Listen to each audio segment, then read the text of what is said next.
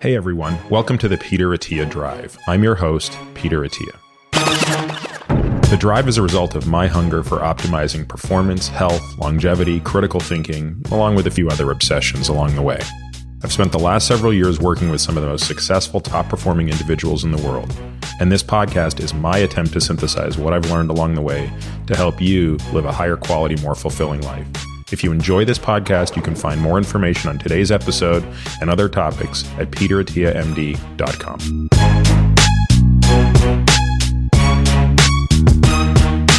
Hey everybody, welcome to this week's episode of The Drive. I'd like to take a couple of minutes to talk about why we don't run ads on this podcast and why instead we've chosen to rely entirely on listener support. If you're listening to this, you probably already know, but the two things I care most about professionally are how to live longer and how to live better. I have a complete fascination and obsession with this topic. I practice it professionally, and I've seen firsthand how access to information is basically all people need to make better decisions and improve the quality of their lives.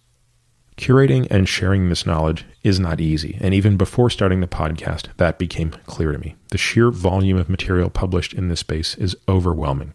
I'm fortunate to have a great team that helps me continue learning and sharing this information with you. To take one example, our show notes are in a league of their own. In fact, we now have a full-time person that is dedicated to producing those, and the feedback has mirrored this. So all of this raises a natural question. How will we continue to fund the work necessary to support this? As you probably know, the tried and true way to do this is to sell ads. But after a lot of contemplation, that model just doesn't feel right to me for a few reasons. Now, the first and most important of these is trust. I'm not sure how you could trust me if I'm telling you about something when you know I'm being paid by the company that makes it to tell you about it. Another reason selling ads doesn't feel right to me is because I just know myself. I have a really hard time advocating for something that I'm not absolutely nuts for. So if I don't feel that way about something, I don't know how I can talk about it enthusiastically. So instead of selling ads, I've chosen to do what a handful of others have proved can work over time, and that is to create a subscriber support model for my audience. This keeps my relationship with you both simple and honest. If you value what I'm doing, you can become a member and support us at whatever level works for you. In exchange, you'll get the benefits above and beyond what's available for free. It's that simple. It's my goal to ensure that no matter what level you choose to support us at, you will get back more than you give.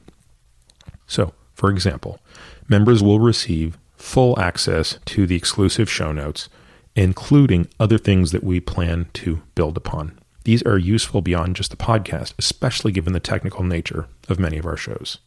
Members also get exclusive access to listen to and participate in the regular Ask Me Anything episodes. That means asking questions directly into the AMA portal and also getting to hear these podcasts when they come out. Lastly, and this is something I'm really excited about, I want my supporters to get the best deals possible on the products that I love. And as I said, we're not taking ad dollars from anyone, but instead what I'd like to do is work with companies who make the products that I already love and would already talk about for free and have them pass savings on to you. Again, the podcast will remain free to all. But my hope is that many of you will find enough value in, one, the podcast itself, and two, the additional content exclusive for members to support us at a level that makes sense for you. I want to thank you for taking a moment to listen to this. If you learn from and find value in the content I produce, please consider supporting us directly by signing up for a monthly subscription. My guest this week is Dr. Marty Makary.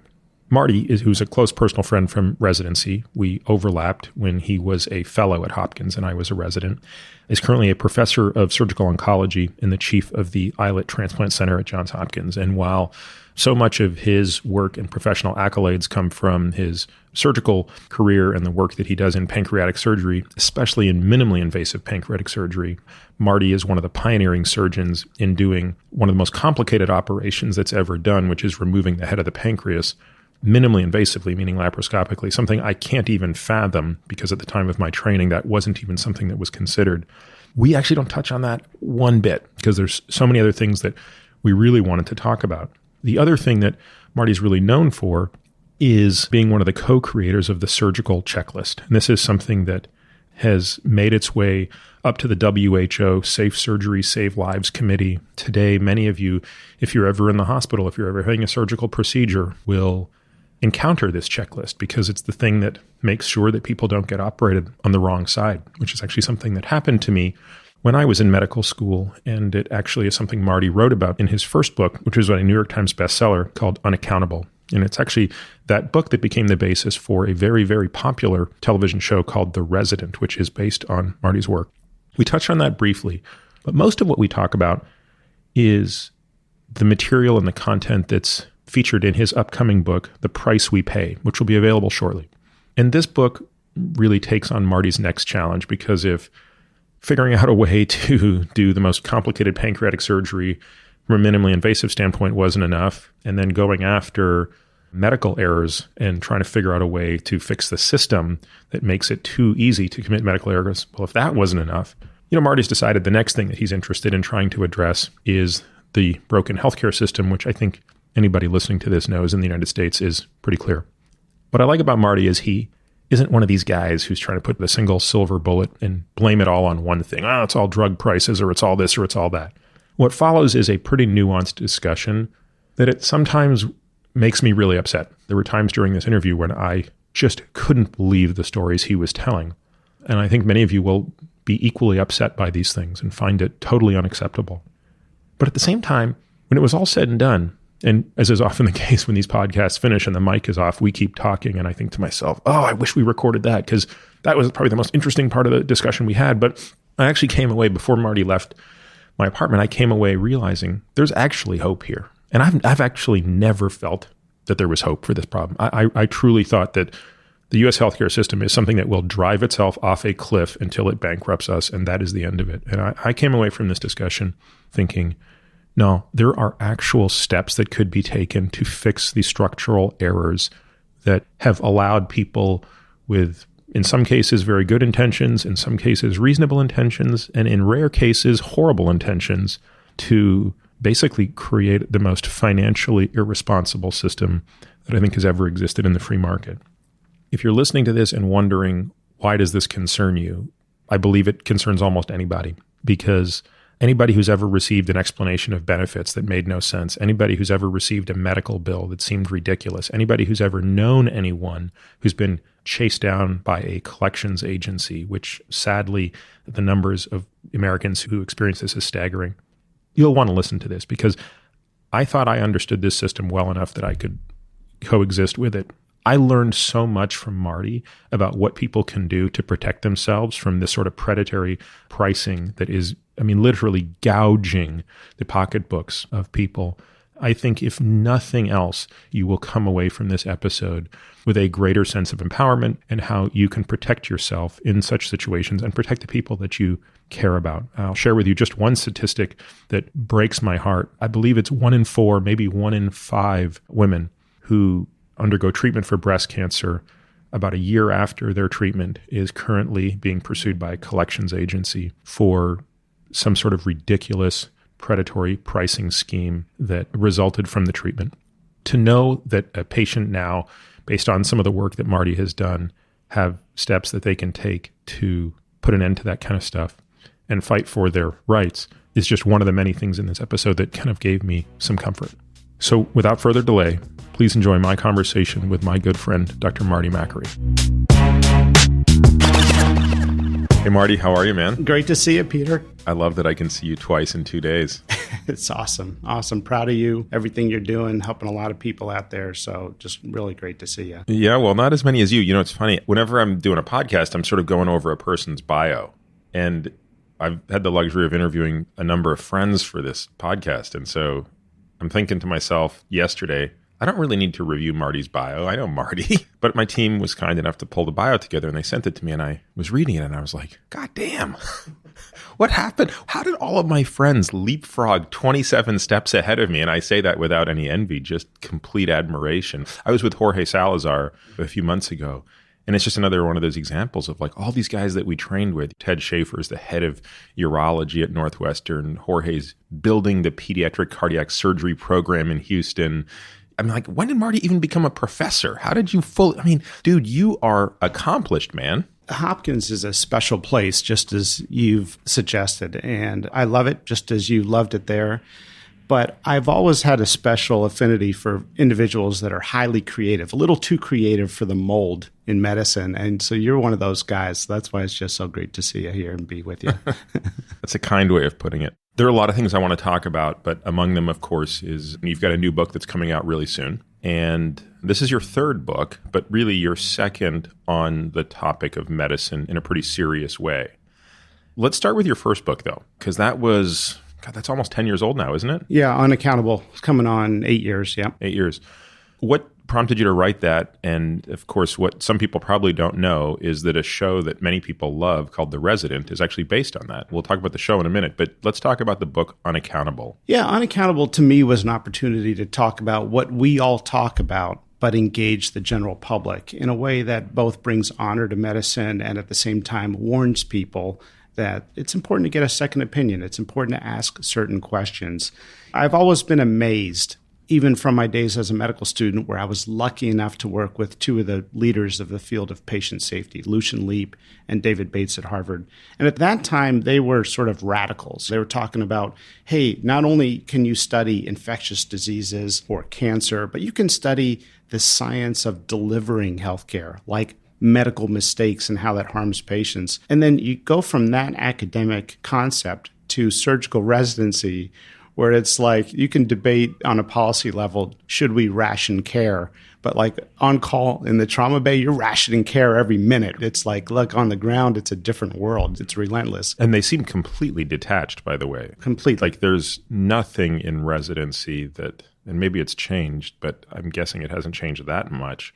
There is nothing to prepare you for or teach you about those types of questions and decisions. Exactly. When I was at D.C. General City Hospital in Washington, D.C. as a part of my residency at Georgetown, and there was an open elevator door, and somebody walked into the elevator shaft thinking the elevator was there, but it was just the shaft. Oh, my God. And fell in and died. I don't mean to make light of it, but it was a tragedy, and they had her picture up everywhere.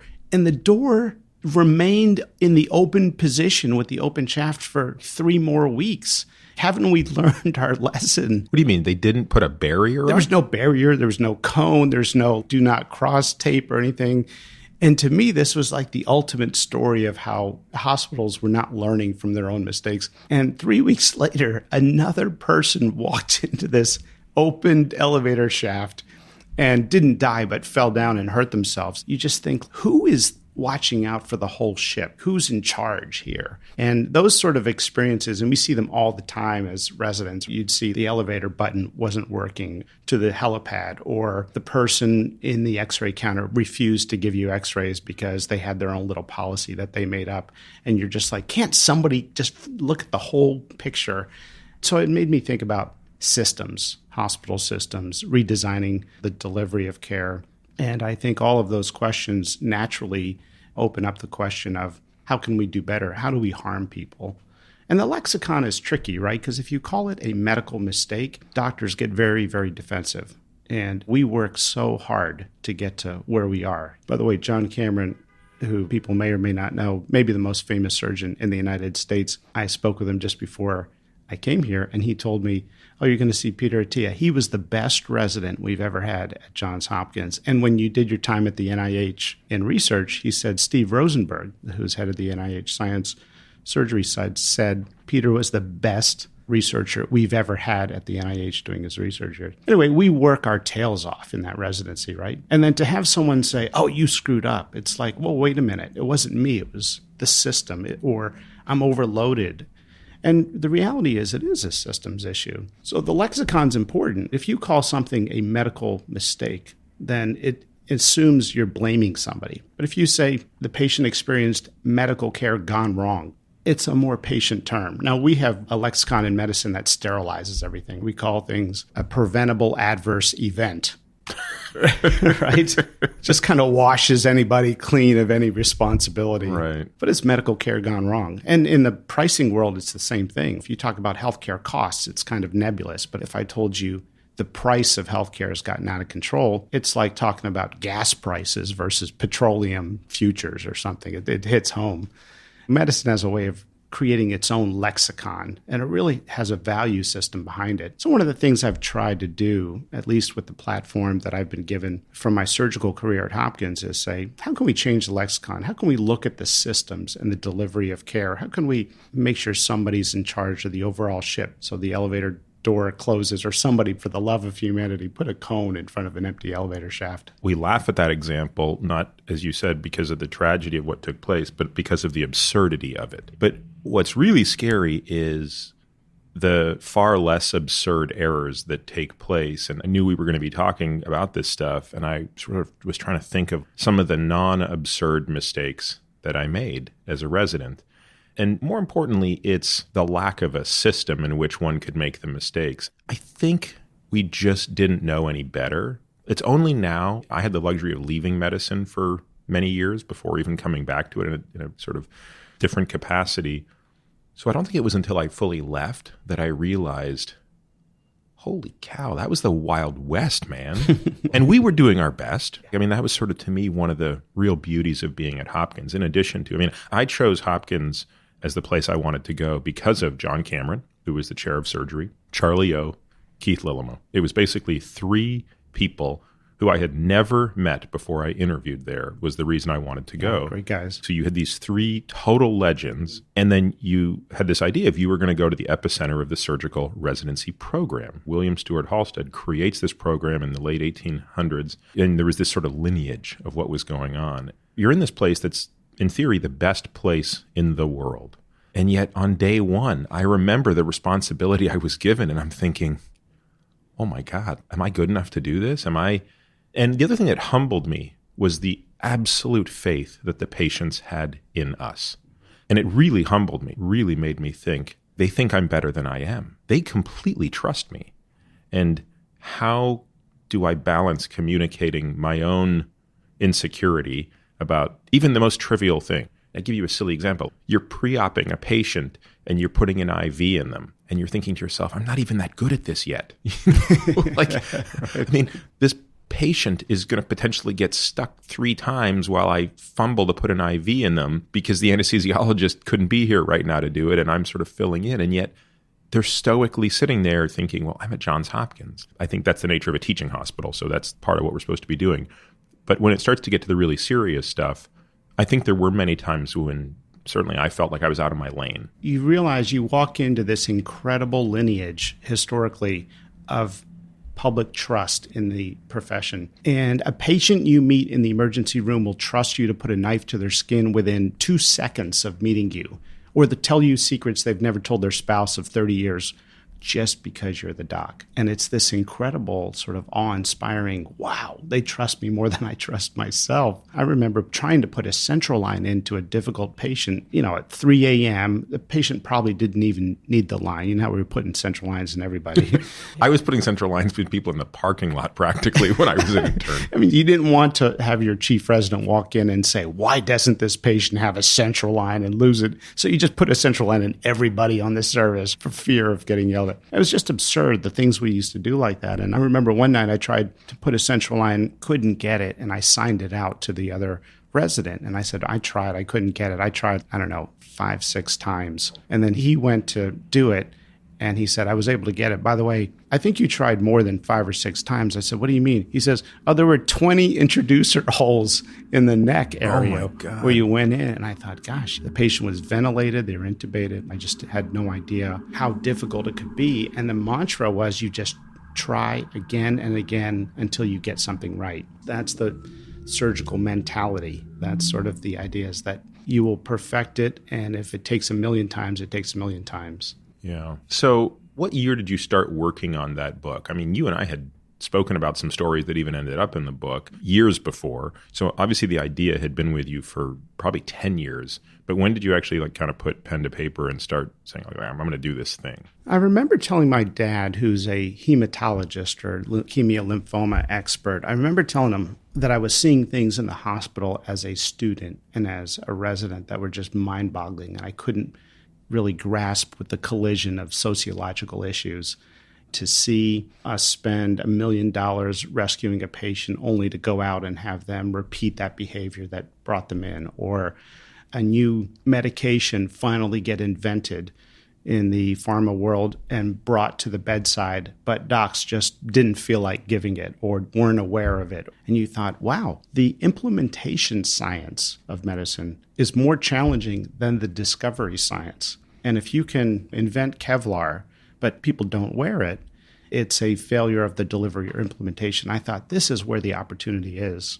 And then I think, part of things in my career were right time, right place, right? That's when everyone started to say, hey, wait a minute, we could deliver care better, safer, more reliably. But I told my dad these stories about stuff I was seeing. And there's this one patient who basically didn't want anything done. Sometimes as a resident, you connect with a patient at the bedside and you realize they really don't want this surgery that they're going to have done. And you communicate that to your team. And you were great about communicating. You had no hesitations to say, this is what the patient believes, or I'm concerned about this. And hyper communicators do great in surgery. They do great in medical school. They do great in surgery. They're annoying in the real world. But in surgery, you want that nonstop communication. Are you going to the emergency room? Should I come with you? Are you going to get these lab tests? Where should I stand in the operating room? Those are the communicators we love. It's always amusing. I have every now and then a parent who will call and say, my son who's in high school wants to go to Hopkins Medical School. Can you help him or talk to him? He has amazing hands. He was putting puzzles together at age 2. It's like they're all learned techniques. Okay, there's no gifted hands. They're all learned techniques. And by the way, we're not going to help any one kid give him preference in getting into med school. But you realize there was this, when I was a resident, there was this patient who just did not want surgery. And the doctors insisted that she have this invasive biopsy in order to figure out what the cancer type was. But the CAT scan essentially said it was clear what this cancer type was, and the biopsy was just to confirm it. And I remember the patient just... But regardless of that, she didn't want the surgery to remove it, period. Yeah. Presumably she was old or... Yeah, what? She was old and she lived alone and she didn't want the biopsy, the invasive biopsy. She wouldn't want a surgery to remove it if the biopsy confirmed. So she was basically saying, I just want to go home and sort of live the last few weeks, months of my life in peace. Yes, leave me alone. And I thought, well, maybe it's important to prognosticate, to tell her, you've got maybe 2 months or you've got 6 months. The reality is we never really know. Like we have any clue. Yeah, exactly. So I remember telling the team, she didn't want anything done. Well, we have to do the biopsy because we don't know what it is. I'm like, well, she doesn't care what it is. We have to get it. Well, why do we have to get it? To know. We have to know. And I'm just looking at this train that just will not stop and listen to patients. And I'm thinking, how did we get to this point where we just do stuff on people who don't want things done? And you look on a broad scale now, as I've been researching the cost crisis for this new book, The Price We Pay, healthcare is now the number one industry in the United States. It is the number one business as of January 2018. Entire cities have been transformed. I mean, look at Pittsburgh. It used to be a big steel town in my home state of Pennsylvania. You look around, it's all healthcare. All the tall buildings are healthcare, health insurance, health administration. And you realize, how did we get to a point where we've created this train that sometimes doesn't listen to patients? And my dad said, write these stories down, Marty, because you'll be amazed how you forget when you go on. And someday you'll be teaching residents and students, and these are important things to remember. And that's when I started writing things down for the book Unaccountable. The TV show, The Resident, by the way, did a beautiful, it brought a tear to my eye. They did a beautiful description of that case where that patient wanted nothing done. In the TV show, the patient simply said, I want to go home and clean the garage. I don't want to leave my wife with the mess I've accumulated over my lifetime. It was beautiful. To me, that was the most amazing part of being a part of that show. Yeah, my mother-in-law is obsessed with that show, and she didn't realize it was based on you and your book. And of course, for the listener, my mother-in-law, there's kind of a funny story here because she used to work for Charlie O, who was one of these legends that drew me to Hopkins. And so she was actually one of the first people I ever met at Hopkins because the day I showed up, I wanted to go and meet Charlie O. So I went up to the office like an eager little intern with my tail between my legs. But she just had like a soft spot in her heart for me. And when she knew I was talking to you today, she just couldn't tell me as many times as how many times I needed to tell you how much she misses you and how excited she was that I was talking to you. But anyway, it's her favorite show. For me to be able to say, you know that's about Marty, right? She's like, what? Oh my God, no. Oh, wow. Like, I mean, it went from being her favorite show to, I don't know, like a deity of TV or something.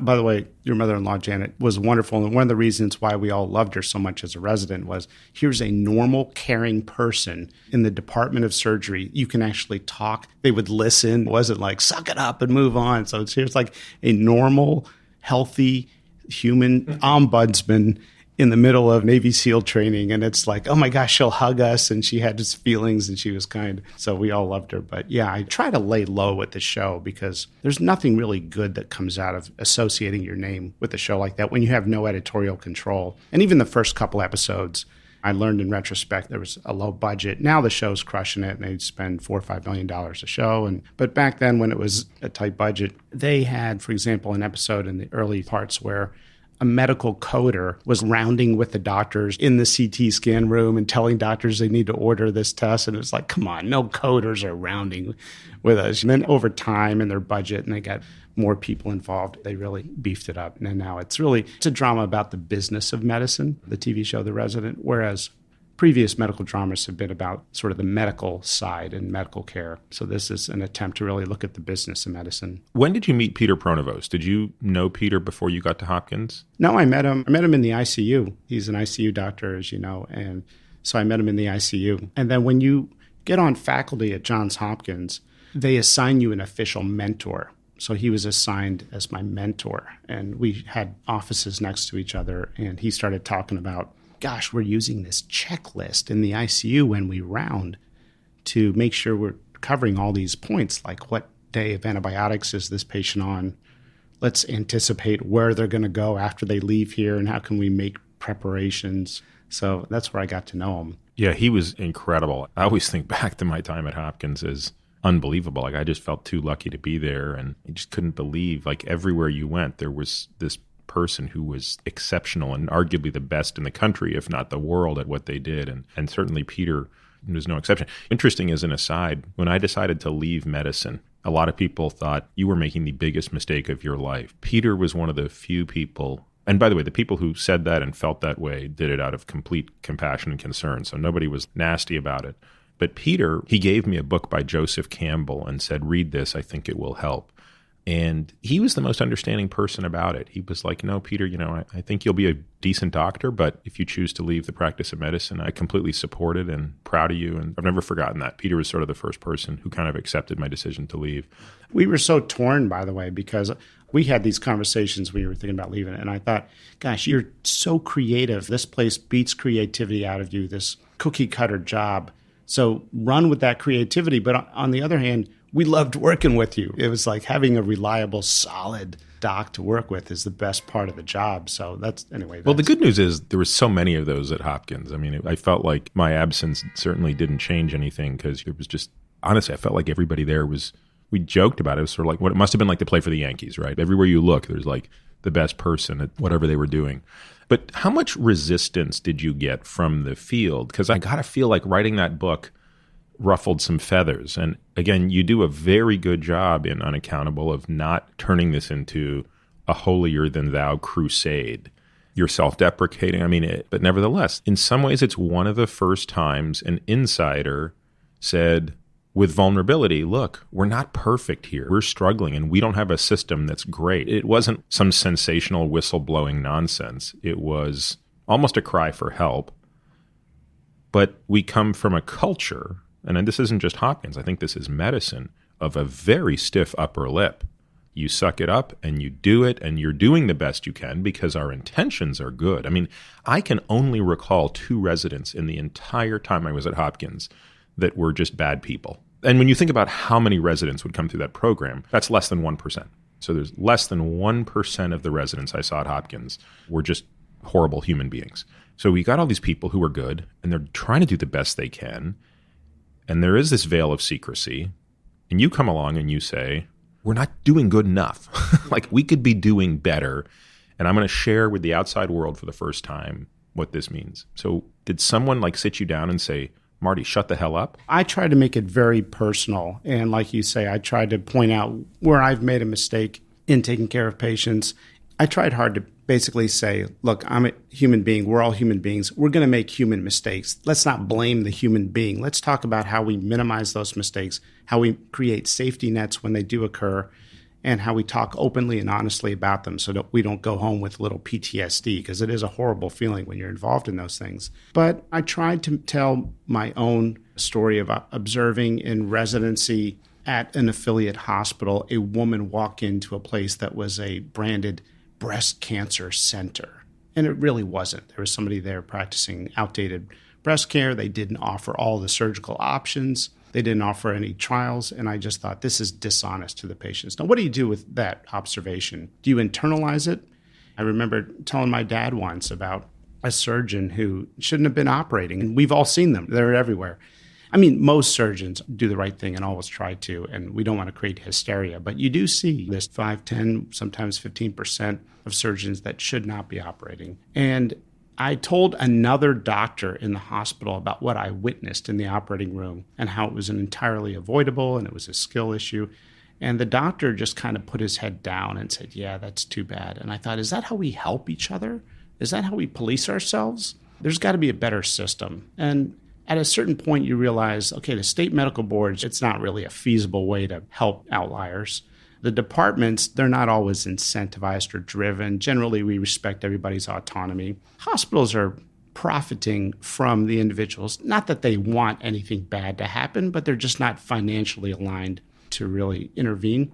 Typically, I don't want to make a broad statement there, but no one is in nobody's direct interest. And so I realized we've got to educate patients on second opinions. We've got to educate patients on the questions to ask. And I try to be very honest about the issue. Now, the one problem with the book Unaccountable was the title. The publishers slapped their own titles on it. And I, of course, had a positive title on it. And they come back, no, we're going to call it Unaccountable, and this subtitle. And of course, I'm thinking, that's not going to fly well with the medical profession. It might sell more books. And they had title rights. And I've learned, I probably got burned on that title a fair bit, because of the 10% of doctors that contacted me, most doctors said, thank you for speaking up, or I've seen this, or this is going on here. But the 10% of doctors that gave me negative feedback, I'd say nobody of those doctors read the book. They actually just reacted to the title or the title of a book review. And the media sensationalizes the topic of patient safety. And it's very difficult as a patient safety researcher to treat the subject in a way that the media is fair and balanced, because what they want to do is just, they're all in the ratings business. I remember Fox News wanted to do a 1-hour special on this topic and had me in it. And yes, doctor, this is important. We want to help this effort in patient safety. And then they call the show the night before it comes out. They call me and they say, the show's coming out tomorrow. It's called Dr. Death or something like that. Or something. I'm like, come on. I thought you were going to treat this. And so that's the issue with patient safety researcher. To be very honest, I'm thankful that I'm no longer a researcher in patient safety, and my entire research effort has moved on to the cost crisis in healthcare, because during that era, a 10-year era when we were doing a lot of research on patient safety, working on the surgical checklist, the media was sensationalizing the subject a lot. And the profession, to be honest, if somebody had a medical mistake, a patient was complaining, they were sort of relegated as crazies. They were just kind of put out there. Any malpractice claim that was resolved had a gag rule that I wrote about in Unaccountable. So you could not speak to anyone for the rest of your life about your medical mistake. Well, mistakes happen, and gagging somebody is tragic, because talking about the mistake is part of the therapy, not just for the patient, but for us docs. Well, I'm glad you said that, because there are several things that I still feel upset about from residency. Again, they're not specifically directed towards any individual or even the program itself, but more the overall culture. And this is one of them. As you probably recall, there was a very clear rule. Now, it obviously wasn't a written rule. It was an unwritten rule. But whenever there was an outcome that was not desirable, so that meant a patient died, even if there was no mistake involved or obvious mistake, but patients die. At Hopkins, doing the most complicated surgery that can be done on this planet. And because it's a huge tertiary center, you're getting people from all over the world who are coming with the biggest problems. Invariably, people are dying. Well, the rule was, the unwritten rule was, if there was even a chance there was going to be a lawsuit involved, you weren't permitted to speak with the family.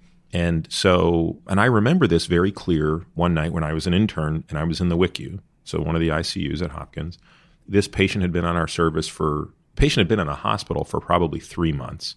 I was just coming off the end of being on so I wasn't the WICU resident. I was on one of the surgical teams, but you're taking care of the patient in the ICU.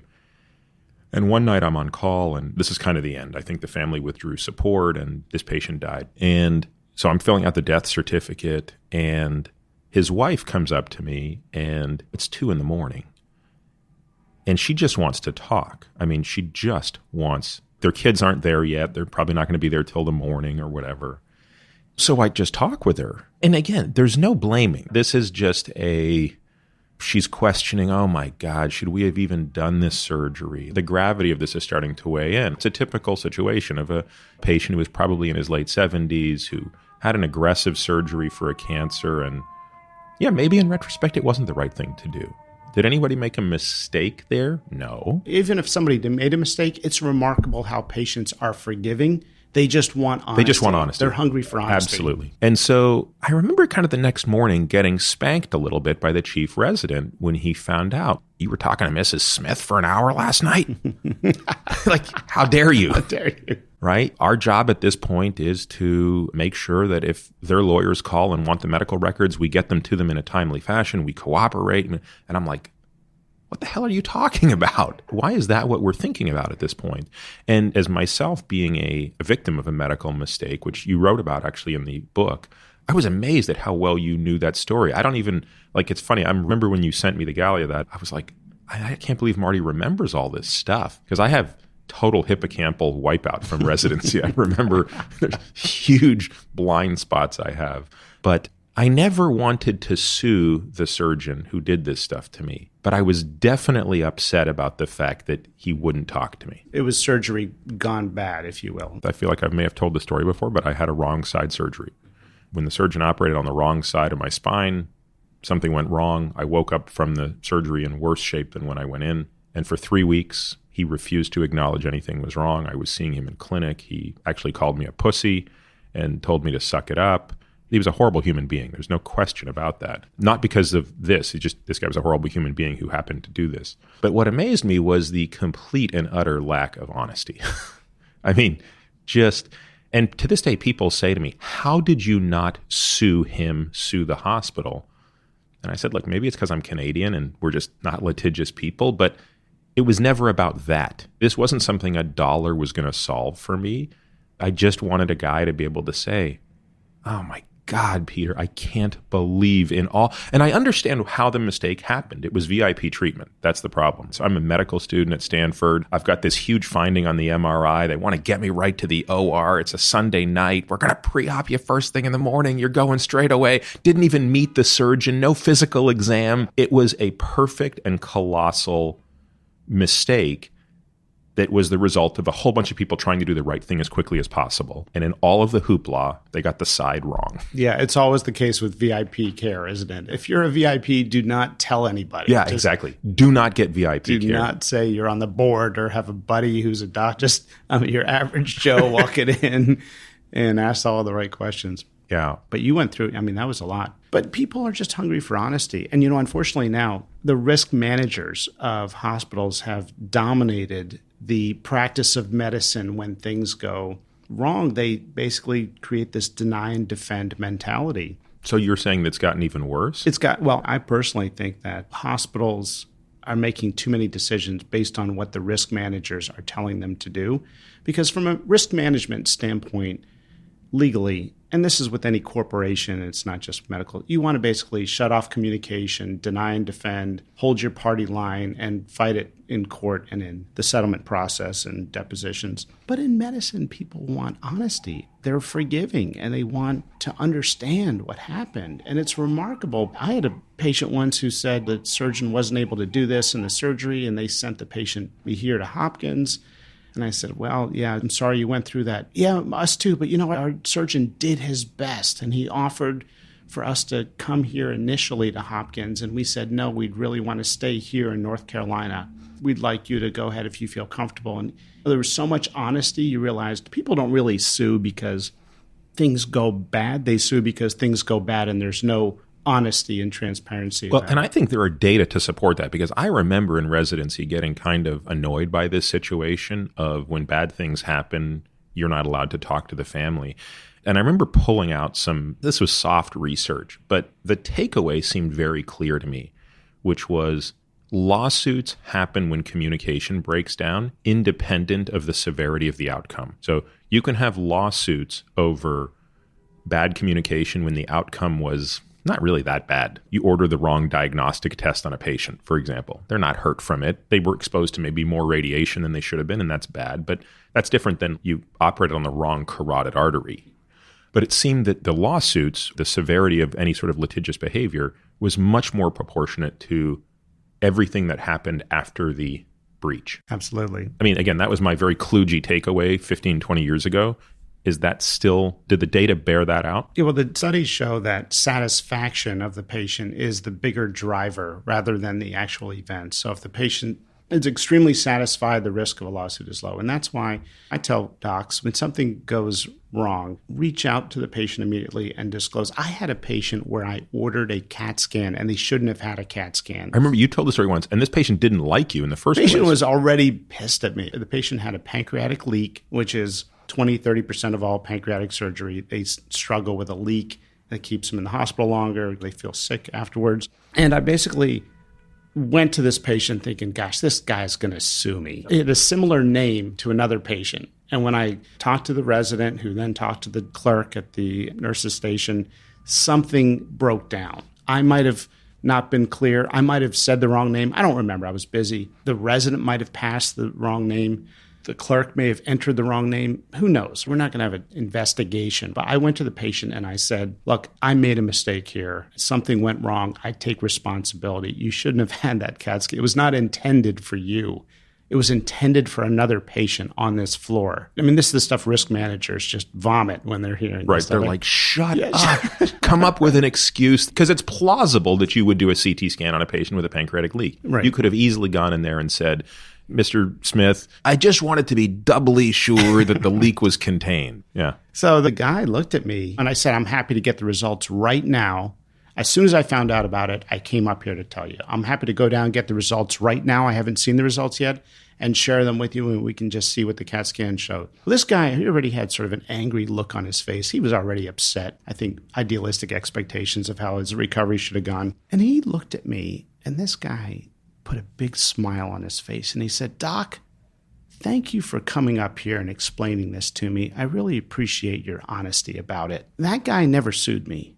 Okay, we are Facebook friends today because he just hit me. People are hungry for honesty in medicine. Now, honestly, when you make a mistake and someone dies, you need to talk about it. I mean, I hear every now and then about a tragic, horrible, avoidable case, and my first reaction is, I want to talk to that cardiology fellow or whoever was involved and let them know this happens to all of us. We're human beings. Things are going to happen. Let's talk about how to prevent it. How do you feel about this? We've got to talk through, because I'll tell you, when we internalize, it's bad for our bedside skills. We turn into robots. I don't know if you saw the movie Hurt Locker, where this guy's diffusing bombs in the Middle East. Then he comes home and his wife is telling him, like, go pick up some cereal in the supermarket. And he's just looking at these cereals like, what's this matter? I'm in a war overseas, and who cares what cereal? He can't do the activities of normal living. American Sniper, the same thing. He's a hero in war, and then he comes home and he's watching his kid in daycare. His wife's trying to engage with him, and he's just a robot. And that is exactly what we doctors go through when you're in the ICU, you're in the trauma bay, and someone has a tragic illness, and you're yelling and screaming to get a chest tube in, and you go home. Unless we address it head on, unless we talk about it, unless we can't cope, and the way we tend to cope is we just internalize it. I'm always laughing when one of my friends says, I went on a date with a doctor, and he didn't have any emotions, and he just started talking about different incisions he would use on the scalp to approach a brain tumor. And I'm like, we internalize too much at the hospital, and it's important to have these honest conversations. And by the way, this is what I love about the students. The students have like very little tolerance for BS. I guess it's just part of this millennial generation. So when they see stuff in the hospital, they call it out. Wait a minute, wait, this lady didn't want a biopsy. Why are we doing the biopsy? Wait a minute. And they don't care about how it's very different from us. Totally. As students, we were head down. When someone says jump, we say how high. You fall in line. I mean, you remember the twist, which was this pastry on the tray, on the catering tray at M&M conference at Hopkins for many years. Yeah, that was the NAFLD T2D special. Right, exactly. But the word was, John Cameron, the chief of surgery, loved the twist. Loved it. There's only one twist on the tray. If any resident or med student took it, it was like the biggest faux pas you could. Do not touch the twist.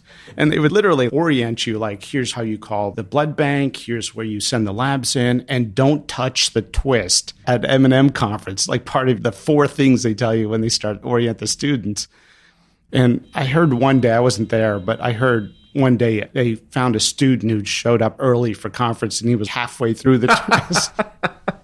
And they were like, what are you doing? No. We got to get another twist sent up here immediately. Twist emergent stat. And they were trying to do like the Heimlich on him and preserve the remaining piece of the twist and make a clean cut and prepare their apologies. I mean, that, like you're saying, we just fell in line. It was the military. And gosh, I remember a patient struggling in the ICU. Their oxygen saturations were low, but it was 6:27 and it took me 3 minutes to walk to the M&M conference, and you were never late for that conference.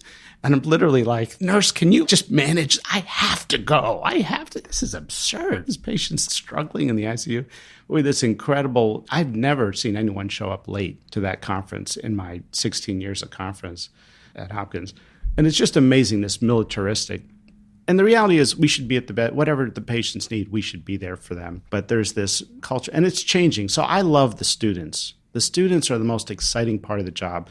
They are, with the pricing failures that we're writing about now in our research, they are going after these predatory billing practices. And they're saying, excuse me, what the hell? You billed a patient $10,000 for a CAT scan. And they've started this movement called Restoring Medicine. They've got a Facebook group. They've got These are website. Medical students at Hopkins? Yeah, medical students at Hopkins and around the country. They're just trying to get a grassroots thing going. They did this on their own. They approached me and they said, look, we love the book, the price we pay. We want to work on this. These are our patients that are getting harassed for their medical bills. The patients did not come to the hospital administration or billing department for medical care. They came to us, the doc. And now they're getting shaken down with these egregious, overpriced, surprise bills. It may be that this is going to be the number one issue in the next election. There's some early polling from the LA Times that are showing it's not just healthcare that's the number one issue in America at the voting polls. It's medical bills. In the midterm elections, Trump's first term, in the midterms, healthcare surprised everybody. It was the number one issue. They didn't think it was going to be that high. That was not the Obamacare debate. That was people getting hammered with medical bills. And the students right now are saying enough is enough. That generation demands transparency in every aspect of life. There's so much I want to talk about on this front because that's the subject of your book, and the stories that you tell in that book just they really resonate with me. But I want to tell a funny story just because you brought up John Cameron, and he is such a god to me. As you pointed out, the Hopkins medical students are probably the best medical students in the country. And so that was sort of one of the privileges of being a resident there was, for the listener, there's a real hierarchy in medicine. So you have the attending, that's the faculty member. You have the fellow. So they've finished their residency, but they're now doing some additional training. You have the chief resident, who's the most senior resident. So they're still in training. You have sort of mid-level resident, junior resident, intern, sub-intern, which is still a medical student, but in their final year, and then the third-year medical student. I mean, that's basically the entire hierarchy. So one of the real privileges of being at Hopkins was even as an intern, you got to scrub in with Dr. Cameron when he was doing a Whipple procedure. You got to retract, and you got to remove the gallbladder. You have the privilege of being yelled at if you're really lucky. Well, I mean, it's funny because if you were in the general surgery categorical program, you couldn't wait to get in there and do that. Now, of course, if you were one of the neurosurgery residents, that might not be as appealing because you're like, oh my God, I just got to get through this thing. But I loved it. So anytime I got to be in the OR with Dr. Cameron. It was like the greatest day of my life. And I didn't care if I got yelled at 100,000 times. And I didn't care if my fingers went numb trying to retract that liver. It was the best. And there was generally a medical student in there as well. And again, if the medical student wants to go into surgery, it's just going to be a fun afternoon if they're competent because they're going to get pimped. So I don't know if the word pimping is still, is that still legal? Oh, yeah. Pimping is alive and well. Okay. Can you explain what pimping is? It's the Socratic method of teaching. It's really posing a question. And so it's just a method of explaining things, but the students perceive, they've been taking tests their entire life. On average, every 4 days of a human being's existence before they come into medical school, they've been taking a test. So they perceive it as, oh my gosh, the great John Cameron or whoever the surgeon is, Lilimo, is asking me a test question, and I'm cataloging through the billions of things I've memorized to see if I know the answer. And if I do, I will make it. And if I don't, I'm dead. We're more interested in someone's communication skills, honesty, affability than we are if they know every fact. And some of this stuff is not knowable. Anyway, pimping is alive and well. And so the term still exists because it was a very important part of what was happening. And you thought a lot about this. You knew any day you went in the OR, okay, what are they going to pimp me on? Is it going to be the anatomy? Is it going to be the history of this surgery? Is it going to be what the next step is? That kind of thing. I personally don't do it after somebody passed out when I asked them a question once. Normally they're shaking as you're asking them a question, and you need their hands to be steady. So I've basically asked myself the question. If I were to ask myself so-and-so, I would think it's... So anyway. Well, I'll tell you, I thought there were some attendings who pimped purely from the standpoint of just trying to torture. Cameron was not one of them. No. And Cameron, I actually talked about this with Ted Schaefer on my interview with him. Cameron did this thing called Sunday School with us interns every morning. It's like 7 o'clock every Sunday morning. We did Sunday School with Cameron where we would have these discussions about the history of surgery. And for those of us who came to Hopkins with that sort of love, this was a gift from God. Like you couldn't imagine you were getting to sit down with the most famous surgeon in the country and one of the greatest historians of surgery and get this lesson. So to be in the OR with him was usually a history lesson. Yeah. Okay, so fast forward, I'm an intern on GI Gold, which was the flagship service at Hopkins. And we had a medical student. You always have 2 medical students. And as I said, usually the medical students at Hopkins, because they're just so good that it's fun to have them around. Even if they don't want to go into surgery, they're just good students and you get to know them and stuff. So I became friends with many of the students. And in this particular month, one of the students wanted to go into neurosurgery. Well, she's at the right place. We're at Hopkins. But you knew deep down that it wasn't going to happen. She just was a space cadet. Like there's just no other way to describe it. She was out to lunch, actually. The problem is she didn't know it. She had this incredible confidence about her that did not match her ability. That's the most dangerous subtype. It really is. So we're in the OR one day, and Dr. Cameron is always talking to the medical student. He's always being friendly. And he says, I do remember her name, but I won't use it. So let's pretend her name is Susie. He's like, Susie, what are you interested in? And again, this is where any medical student will say, oh, I'm interested in pediatrics. Great. And he will march down the path of, do you know who the first pediatrician was? Blah, blah, blah, blah, blah. And he's just walking you down the path. And so Susie says, I'm interested in neurosurgery. And he's like, great. Do you know who the first neurosurgeon was at Johns Hopkins? And she's like, no. Now, the listener, if someone's listening to this, they're thinking, oh my God, how would you know that? But here's the deal. If you're at Hopkins, you know this stuff. Just as you know William Osler and William Stewart Halstead, who they were, like everybody knows who created neurosurgery. There's a guy named Harvey Cushing, and he trained under Halstead in the late 1800s before moving to Boston and basically creating the field of modern neurosurgery. Yeah, the Cushing reflex. Right. If you're listening to this and you're not in medicine, you'd be like, why should she have known this? But if you're in medicine, you realize you can't be at Hopkins and not know this. Okay. So she doesn't know the answer. So he keeps trying to give her a hint. He's like, well, he trained at Hopkins under Halstead in the 1880s. No, I don't know. He then went up to Boston and created this No, I don't know. And by the way, at the time, Dr. Cameron is holding the Bovie, this is called the electrocautery, but everyone just calls it a Bovie. And this is a device that revolutionized surgery. It's hard to imagine you could do surgery without electrocautery. So this is a device that cuts and simultaneously cauterizes. So almost everything we're doing in surgery is using this device. And it was invented by, of course, Cushing. And so as he's holding the bovie, and he's starting to get a little irked now that she doesn't even have a clue. Yeah. And he says, he invented the device I'm holding in, and he rattles off whatever year it was, 1907. No idea. He must have rattled off 10 other hints. She finally blurts out her best answer. Ben Carson? Oh my gosh. Who at the time was a pediatric neurosurgeon at Hopkins, who of course has since gone on to become involved in politics. And he loses it. He's like, I suggest you learn your history of neurosurgery. Right. And I couldn't wait to get out of the OR that day to tell my other co-intern this story.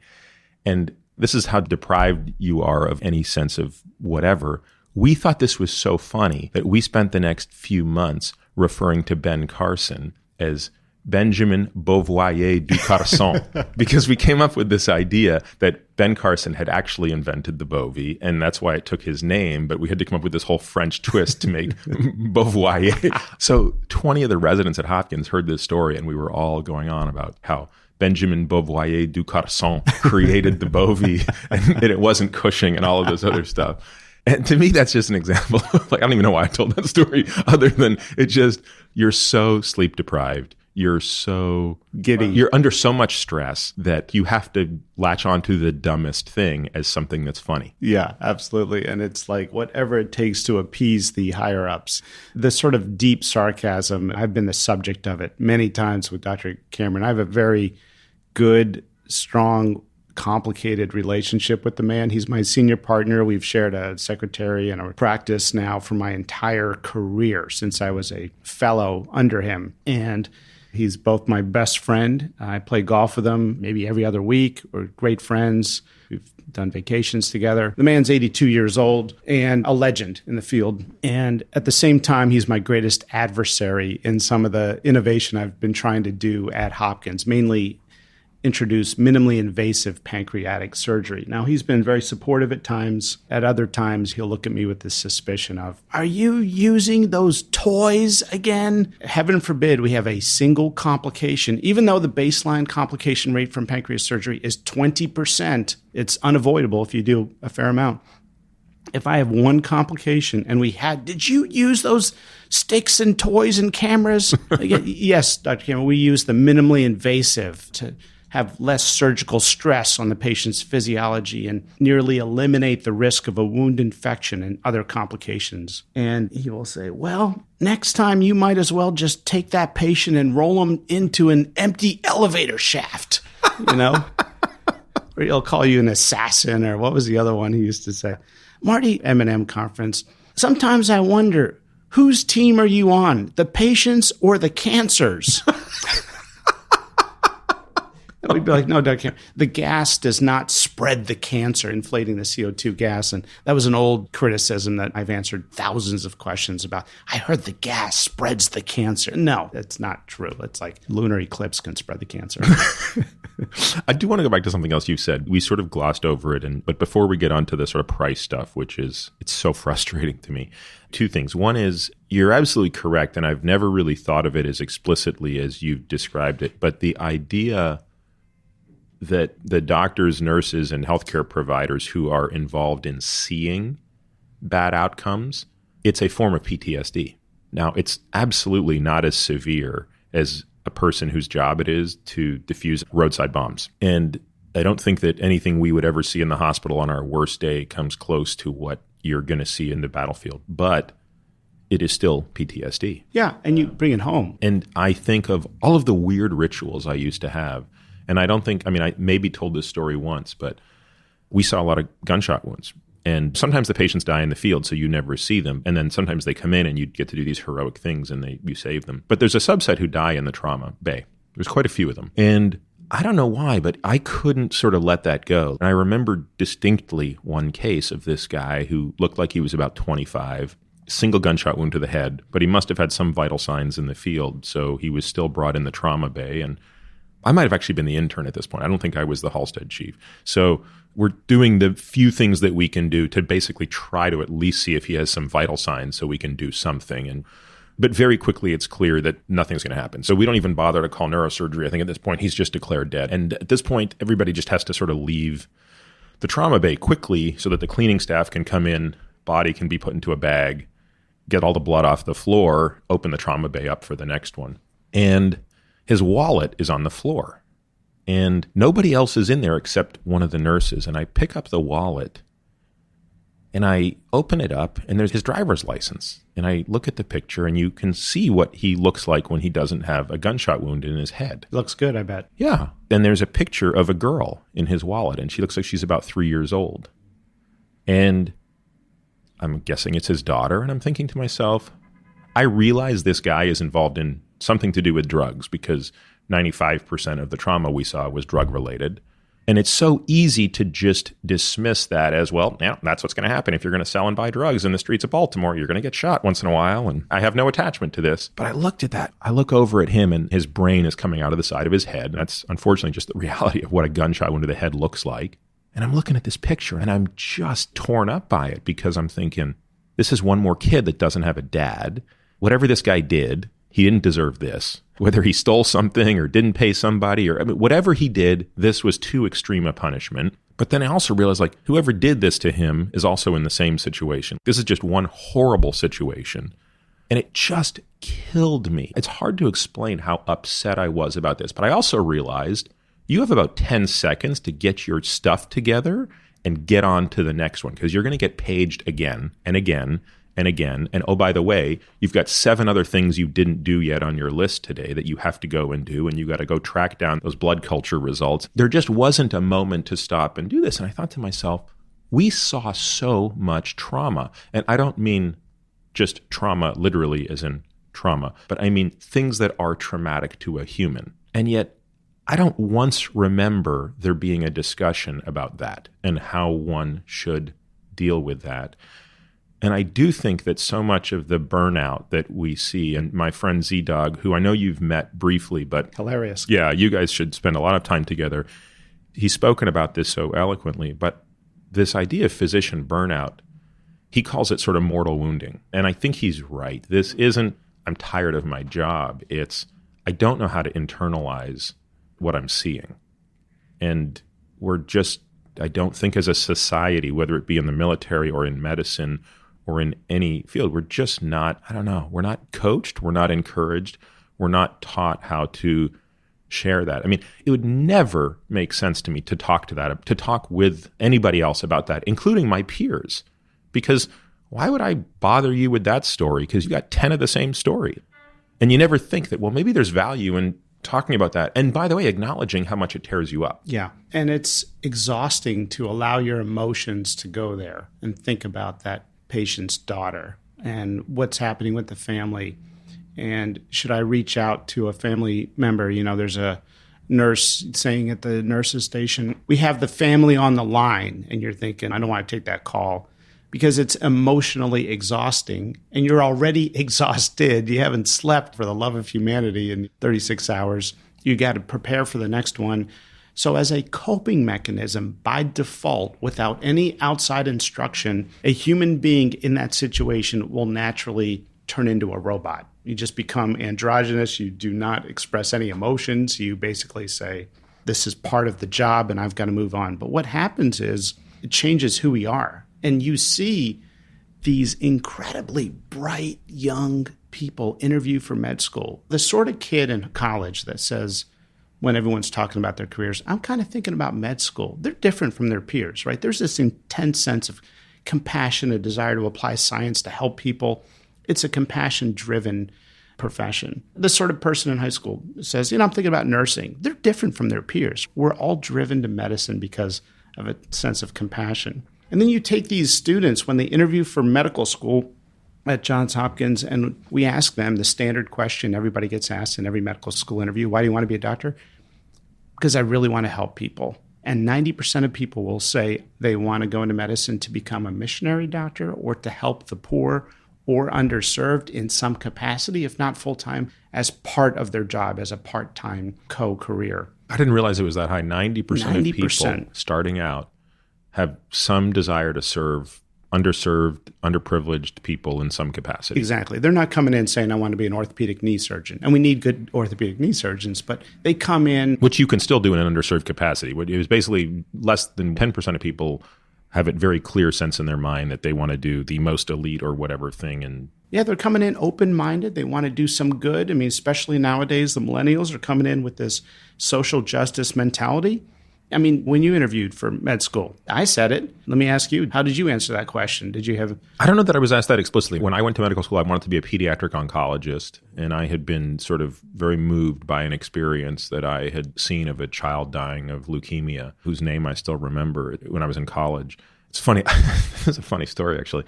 I interviewed with a surgeon at Stanford, an ENT surgeon. And you sort of get this random draw, like you get a medical student that's going to interview you and 3 faculty. And I don't remember who the other 2 faculty were, but this one guy interviewed me. He was sort of a big shot ENT surgeon. And when he went down this path of what do you want to do? And I said, pediatric oncology. He spent the entire interview trying to talk me out of it. Classic. Right? Classic. He's like, what? What are you talking about? Do you have any idea how hard that is? I mean, are you crazy? Like, are you a glutton for punishment? You want to watch kids die of cancer?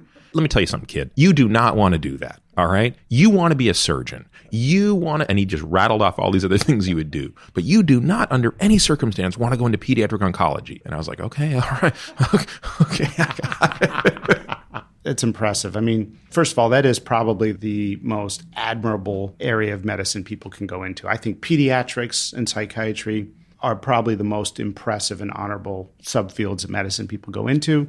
And of that, say, cancer care in children, it's just, I really admire those folks. But there is something to be said for what he pointed out that I couldn't appreciate at the time. And so as much as I can mock that story, when you don't have kids, there's something you're missing in that equation. I couldn't do pediatric oncology today if my life depended on it, because I think as a doctor, you're sort of always putting yourself a little bit in that person's shoes that's sitting across from you. That's what empathy means. And if we're doing our job correctly, we have to have empathy. So you have to be able to look at the world through their lens. The problem is once you have children, you look at the parent of someone whose child you're taking care of who has cancer. And I don't think I could do, now that I have kids, there are a lot of things I could take in life, but losing a child, I don't think I could take. And so maybe he probably had kids and maybe he understood without being able to articulate why, maybe he understood, are you crazy? It takes a superhuman to do anything in that space. And I remember my time in this sort of pediatric oncology world. As you said, it's a very special nurse, respiratory therapist, physical therapist, physician, everyone who was involved in that care. That's a different cloth those people are cut from. Yeah, it's very impressive. We take people when they come in with these very altruistic goals in life, and you look at them fast forward 8 or 10 years later, and they're like different people. They are... All of a sudden, we beat them down. We make them memorize and regurgitate the urea cycle and the Krebs cycle 18 times, even though no one's ever needed to know the intermediary of the Krebs cycle on the fly in the hospital, right? It's just this absurd, this entire medical education is just so absurd. And I loved in The Price We Pay book highlighting what's happening now with some of the innovative education. Jefferson, for example, the dean there saying, we're going to hire based on empathy and compassion and self-awareness. And yeah, we'll teach you what you need to know. You'll know the vocabulary, but we're going to teach you the life skills that you need to know. We're going to teach you how to communicate, how to find knowledge when you don't know it, how to be honest and say, I don't know, and you need to say that. So I love learning about this new approach to education, but there's this thing that we've been doing where we take these highly creative and talented, altruistic people. I mean, they look beautiful when they're in the lobby of the Ross building waiting for their interview. Their hair is combed perfectly. They're wearing these suits or dresses that are just dressed to the nine. And they say all the things that show that they are 100% in to help people. They're mega athletes. They've run immunization programs in Nicaragua, right? They're the most creative, beautiful, awesome souls in the world. And they come in, and then we beat them down with this urea cycle, Krebs cycle, regurgitation treadmill. And in residency, don't ask questions and internalize all this crap that you're going to see. That's stuff that isn't right. Is this still happening, though? Oh, it's happening. I mean, I was just talking to one of our medical students about it, and they were talking about how A lot of it's the accreditation boards and the examiners. These are not your millennials writing the boards. These are folks saying you have to know how to refract somebody for glasses, even though you're becoming a urologist. It's important information for you to know ophthalmology. It's just territorial. So they come out and 8 to 10 years later, look at them. Their hair's all messed up. They're wearing pajamas. They don't have a business card. If you ask them, where's your office? They say, I don't. They feel humiliated, belittled, subjected to all this beating. And we wonder why they feel entitled. And we wonder why they feel why they're doing stuff they know they shouldn't be doing. We wonder why a doctor in a primary care clinic is giving out antibiotics too frequently. Or 10 years ago, we prescribed, as physicians in the United States, 2.4 billion prescriptions. Last year, it had hit 5.4 billion. Did disease double in the last 10 years? No. We have a crisis of appropriateness. To memorize everything in medicine, it's pairs, diagnosis, treatment, diagnosis, treatment. That's the only way you can memorize the thousands of things we have to regurgitate. So you develop these reflexes. Gout is a condition where the big toe has pain at the joint from crystals. You treat it with colchicine. And you memorize these pairs. And what you lose is the sense of the threshold of treatment or the appropriateness of care. What comes out are these doctors that are entitled, sometimes burnout. We've beat them down. They're speaking a different language that has its own value system. No, this is not everybody. I mean, this is the sort of risk or the hazard along the path. To me, I think of the exceptions. I think of Chris Sonenday. He's, to me, one of the most special residents I ever knew. I don't know. I always looked at Chris and thought, and Chris, by the way, he's now running the transplant program at the University of Michigan. But there was just something about that guy. Emotionally vulnerable. Yeah, and maintained his humanity under any circumstance. And always, I guess I've never met a human in the context of medicine. And I've met some amazing people, but it's hard to say like you've met one person who took everything that you would want to be able to do to the highest level. Yeah, so I always wonder, why couldn't everybody, myself included, that is, be like Chris? I mean, it's hard. I mean, you're one of the most disciplined people I've ever known in my life, but it's hard not to get beaten down. Oh, man, I was so jaded. That's the beauty of someone like Chris. And you never really got jaded either. I mean, you were also in this group of people who just never, because you pointed this out yesterday when we were having dinner, it came up. It's like most of us, when we become jaded, become sarcastic. That became our coping tool we just became sort of snarky, sarcastic bastards. Coping tool. Yeah. Coping tool. I mean, I remember my first day in the clinics in medical school. I was assigned a primary care office, and I was working with a doc who's an internal medicine doc. I show up a little early, and he says, the charts are in the door. Here's the schedule. Feel free to just go in and see the patient. And I go in to see the first patient at 8 o'clock. And there's a 15-minute slot. And they're getting into all these deep issues, and they're asking me about medication interactions. And I'm thinking, I think there's an interaction there. I got to look it up. And basically, I leave the patient with, I'm going to get back to you. There's a lot of stuff here to unpack. And then I go to the next patient at 8:15, and then the next patient at 8:30, and 4 patients in the hour. And each one, I feel like I gave kind of a half-baked. And it's like, this is insane. And I stopped at 9 o'clock, and I looked at the head doctor, and I said, I know I'm giving you brief presentations here for a minute, and you're going in for a minute, and then we're treatment plan and a minute of documenting, and I get 10 minutes with the... By the way, are we going like this till 5 o'clock? Because, like, I'm dead. We're an hour into this, and this is crazy. He's like, oh, yeah. And you do this every day? He's like, well, I do it 4 days a week, and I have an administrative day. I'm like, how are you not going bananas? How would you possibly manage this? He's like, well, you get comfortable with certain diagnoses. The reality is, show me somebody in America today who's practicing office-based, high-volume medicine who's not burnout. I mean, it's probably, 20, 30%. But you talk to folks. I was talking to an editor of the New England Journal of Medicine at the Brigham when I was visiting. And we met, and she said, I just came back from endocrinology clinic. And I said, oh, how was it? And she's like, I only do it one day every 2 weeks or something because I'm work for the New England Journal of Medicine, but it's clear to me everybody there is burnout. I'm like, how could you not be burnt out with office-based medicine? I mean, what's the solution to this? We have a population that seems to be getting sicker, and that's not medicine's fault. There's lots of blame you could point at maybe why we're getting sicker, but there's no doubt about it. I mean, people are getting more and more sick with chronic diseases, and they're going to come to the healthcare system to get cared for.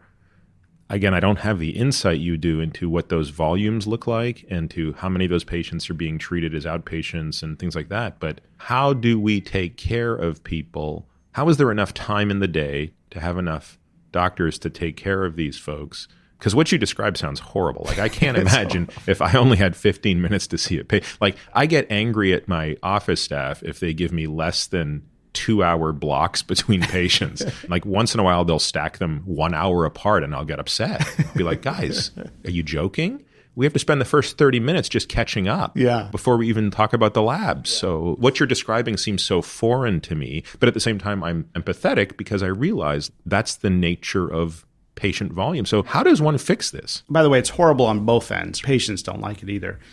What I've discovered is doctors were able, so first of all, I personally believe that doctors are not lazy people. We just don't want to spend our time on things that don't matter.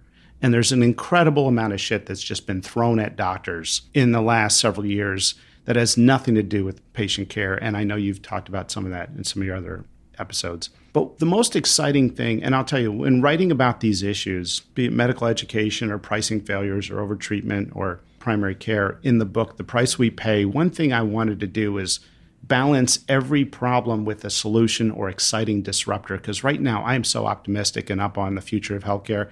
So many cool things are happening. They're mostly the young folks, mostly people that have very little tolerance for BS. The globally capitated primary care clinics are freaking awesome. Okay, so let's explain to people what all of those words mean and start with, what does capitated mean? So basically, there's no billing going on because globally capitated means that the clinic as a whole, the organization, is getting paid a lump sum amount of money. So they don't have to worry about billing for every little thing. And they can spend as much time as they want with patients because they are evaluated by the outcomes of those patients long term. What percent of their patients use an emergency room multiple times or get readmitted to a hospital after discharge, or the rates of certain health complications in a population long term.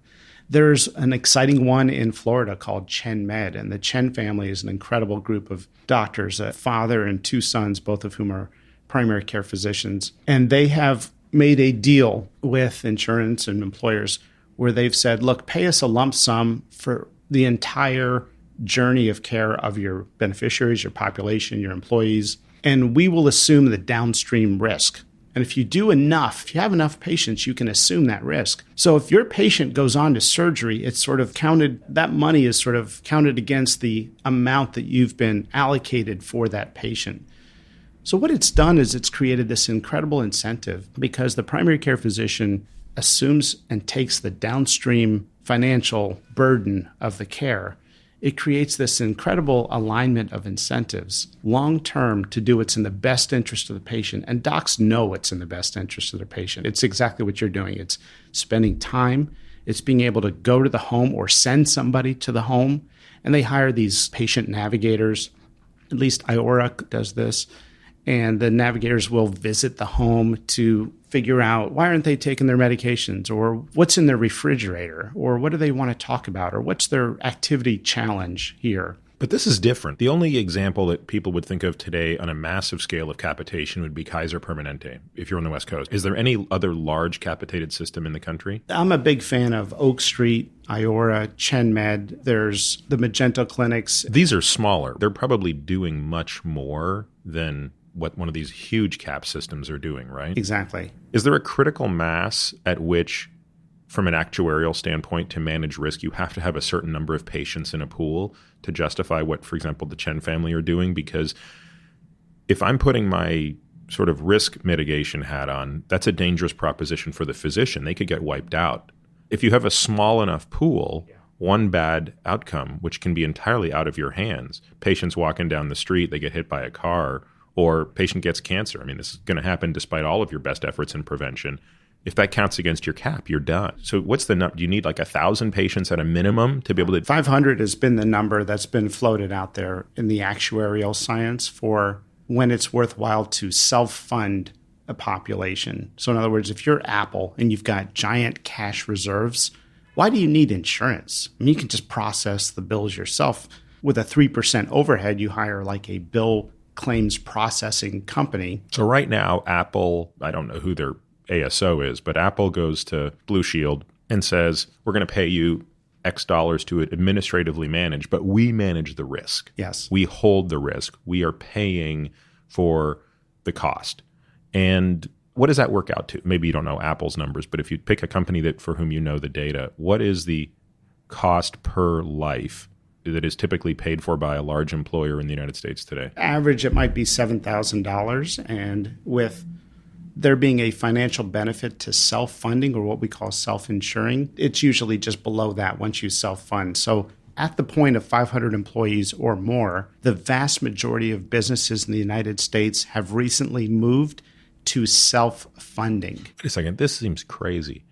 Obviously, my company is very small, so we're not self-insured. We pay an insurance company to take the risk. We pay way more than $7,000 per person per year. Yeah. Traditional insurance usually is more expensive. Now it's regional and it's based on the age of the employees and whether or not families are covered. But per person, that's generally the average expenditure in a self-funded plan. Now, there's many variations. So a lot of businesses, let's say a business of your size, might say, we're going to take out stop loss coverage. So if anybody gets one of these giant bills over $100,000, that stop loss plan will kick in. There's 21 stop loss insurance companies in the U.S. They sell across state lines. It's very competitive. It works beautifully. And businesses are saying, look, we'll assume the first $100,000 of risk. A lot of businesses can afford that risk, especially if they're saving money on the front end. And if they have a large enough patient population that they can spread that risk out. Yep, exactly. This is the future of healthcare. And what's happening pretty soon, and the reason I'm so excited about healthcare is that doctors, primary care doctors, are saying, let me help you. Let me move in. I want to be the doc for your company. I want to go over the occupational hazards on the factory assembly line. I want to talk about prevention and doing stuff immediately so that patients don't need to go to the emergency room. They can come to me for urgent care, then I'll sort of figure out. And the utilization is down, the costs are down, because if there's one story of a modern American medicine, it's that price gouging has become an accepted way of doing business in certain pockets of healthcare. And as a business, you're very vulnerable. Okay, so now I want to dive into this quickly, but to do it, we have to set the stage for the listener. So I want to tell a story, and then I want to talk some numbers. Here's the story. When I left medicine, the first thing I went and did is worked at a consulting firm, and what I got involved in, just based on my background, was on credit risk. When I left medicine, I really left medicine. So I'm now a model spreadsheet jockey, and we're working on something called the Basel II Accord, which then turned into 2 years leading up to the mortgage meltdown. I was part of a team that was basically now in the business of predicting how bad that was going to be. And then once it became clear it was going to be a catastrophe, figuring out how would you stem that tide. By the end of 2 years of that stuff, I actually understood pretty much everything one could understand about mortgage-backed securities and all of the ridiculous financial tools that were very eloquently described in the movie The Big Short. Yeah. Now, look, you can watch The Big Short and in 2 hours, I think, understand, frankly, 70% of it. But I spent 2 years knee-deep in it, and I would say I understood 95% of it by the end of it. If you gave me another 3 years and said, Peter, I want you to devote yourself to this study of the U.S. healthcare system, and at the end of that 3 years, I want you to explain it to me as clearly as you could today explain to me how mortgages work, how they're securitized, packaged, credit default swaps, all of these things, and how it led to a calamity, I wouldn't be able to do it. And I can tell you this because over the past 10 years, I have tried to understand it, over the past 13 years, actually. And I can't even fully give you the profit and loss statement of the U.S. healthcare system. Now, I don't think I'm the smartest guy in the world, but I'm also not the dumbest guy in the world.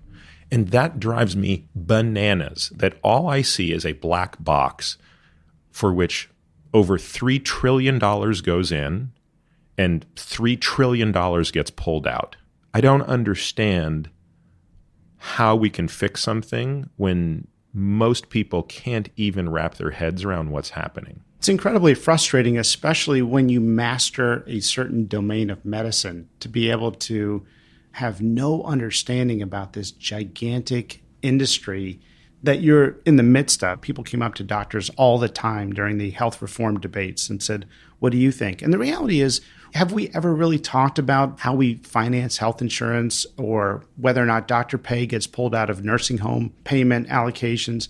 we've basically been focused on two issues in terms of our doctors groups: doctor pay and malpractice reform, which is a whole nother subject we can talk. The Big Short beautifully explained that no, it's not a credit default swap. It's so complicated that nobody can understand. Leave it to us experts. It's actually pretty simple. It's just a way around insurance to do that. It's spending money you don't have. So what I wanted to do is, in the book, The Price We Pay, create the Big Short for healthcare, to explain things in a way that are understandable, relatable, and that touch on every area of healthcare. And basically, because there is no silver bullet in healthcare, as you're alluding to, it requires a brief moment understanding pricing failures, a moment understanding the overtreatment crisis that we've created, and a moment understanding middlemen and administrative waste.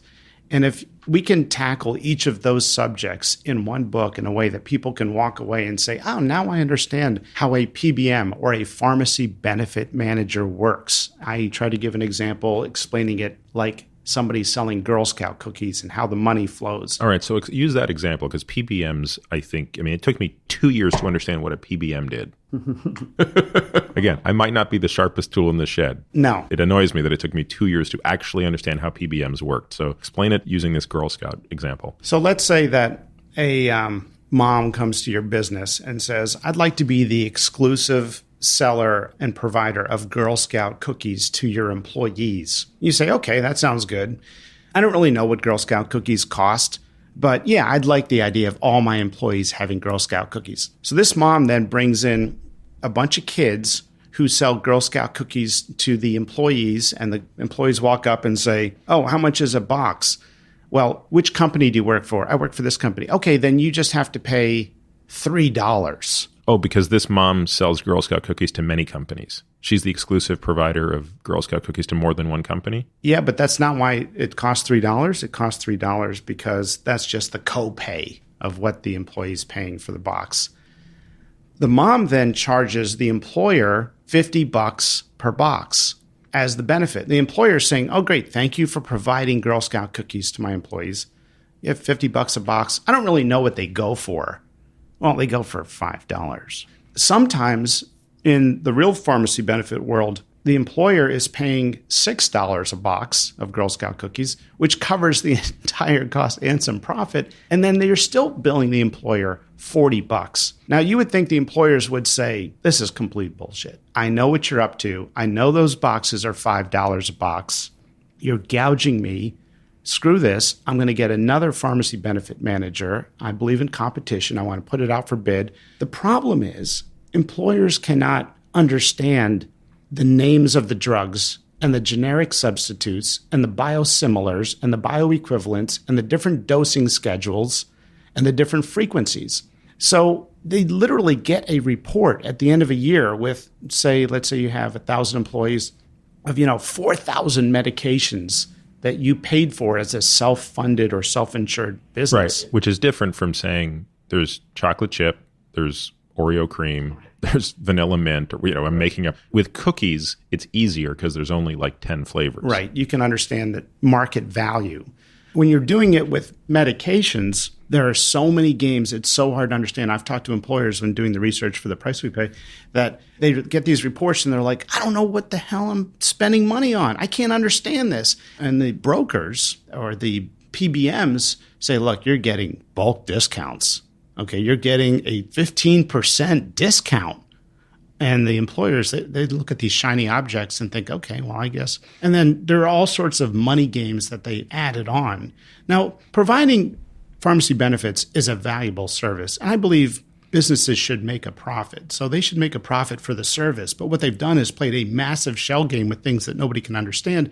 Sometimes the pharmacists themselves can't understand. Why, when you pay out of pocket, when you go to GoodRx, which is one of the apps I recommend people use when they need a prescription, go to GoodRx and they'll tell you what the price of that drug is in all the places near you. Why is it that that price is often below what your employer is being charged? And it's sometimes even below what your copay would be. Yeah, I did this actually recently. I had to pick something up and So I'm a big fan of GoodRx as well. We should make sure everybody knows to use that. I'm actually friends with the guy who built the app. So I looked up what 30-day supply of this drug would cost if I went to buy it in cash. Because I'm so annoyed with how high my insurance premiums are. I keep saying to myself, why do I have health insurance? Like, I'm not even sure I know anymore. Because the copays we get stuck with, I was telling you last night, I got an ambulance bill for $15,000 or something. It was just ridiculous. So I noticed that the cash price of 30 days of this drug was $227.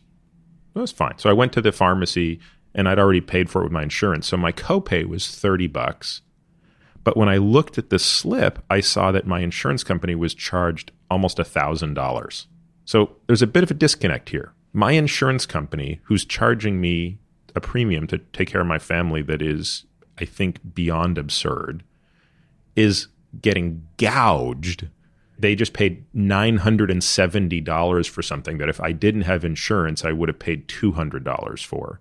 How does that happen? So one thing that has come up in the recent case of the insurance executive who got charged $70,000 for a hip replacement, even though Medicare would pay $20,000 and the benchmark Blue Book price is $28,000 or $29,000. How did he get charged $70,000? Now, he didn't get charged directly. He was responsible for something like 20% of that amount. He's an insurance executive or leader in the field of insurance actuarial science. And he basically said, who the heck negotiated this rate? It wasn't a sticker price. It was the negotiated price between his insurance company and one of the big hospitals in New York. Why wouldn't they negotiate a better rate? And the article basically suggested that it's not necessarily in the financial interests of all insurance companies in all areas to really negotiate the best rate. Why? Well, for a couple of reasons. One, there's something called the medical loss ratio, or the MLR, that was instated with the Affordable Care Act that said that insurance companies can basically only have a profit, if you will, of 20%. That is, 80% of all the money they take in for insurance premiums has to be paid out as claims payouts. I understand that, and I applaud the idea behind that. But to say that, well, let's just be completely wasteful with the resources to make sure we hit our MLR is crazy. Why not instead say, if you blow through your MLR, let's say your profit margin is 40% instead of 20%, just apply the extra 20% to next year's premium reduction. Well, if you can only make 20% of the premiums as profit, how do you make more profit the next year? Organizations like to make profit. You build in, you almost want more payouts and then build it into your premiums for next year. So the more they pay out, the more they can say, well, premiums are going up 12% next year.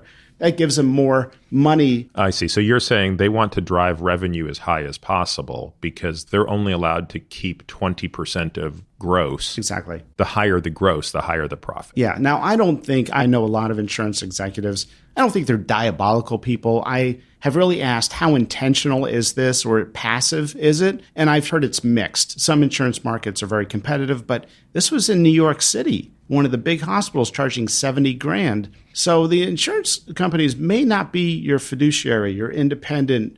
And if I can just take an aside for 1 second, one of my biggest frustrations is the lexicon, or the language that we all use. Oh, not to criticize you, but I do this also. You referred to, my insurance company paid that amount.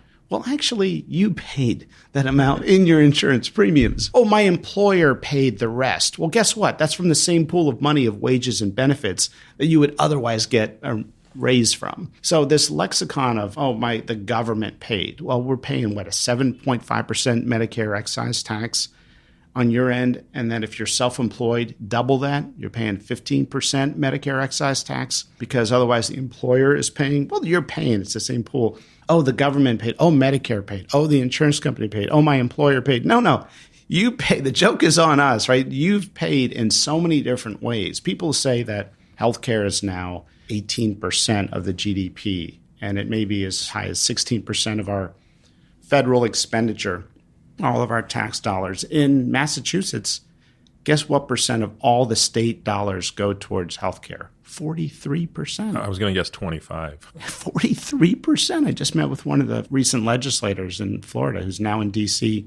working with us on price transparency advocacy. 43%. So people think Okay, 16% of the federal expenditure. Well, guess what? Guess where people are spending their Social Security checks? They're increasingly spending on those copays and deductibles. Are health-related costs still the leading cause of personal bankruptcy? Yeah, it's the number one cause of personal bankruptcy. And FICO scores getting ruined. And now, tragically, 1 in 5 Americans has medical debt in collections. What? 1 in 5 Americans has medical debt in collections. And that seems, not saying I don't believe you, that just seems hard to imagine. FICO scores are getting ruined. People are paying more for their mortgages because they had a surprise bill that was unpaid. People are getting hammered out there. And when we hear that healthcare was the number one issue in the midterm elections, it's really medical bills. People are angry. They feel they have no recourse.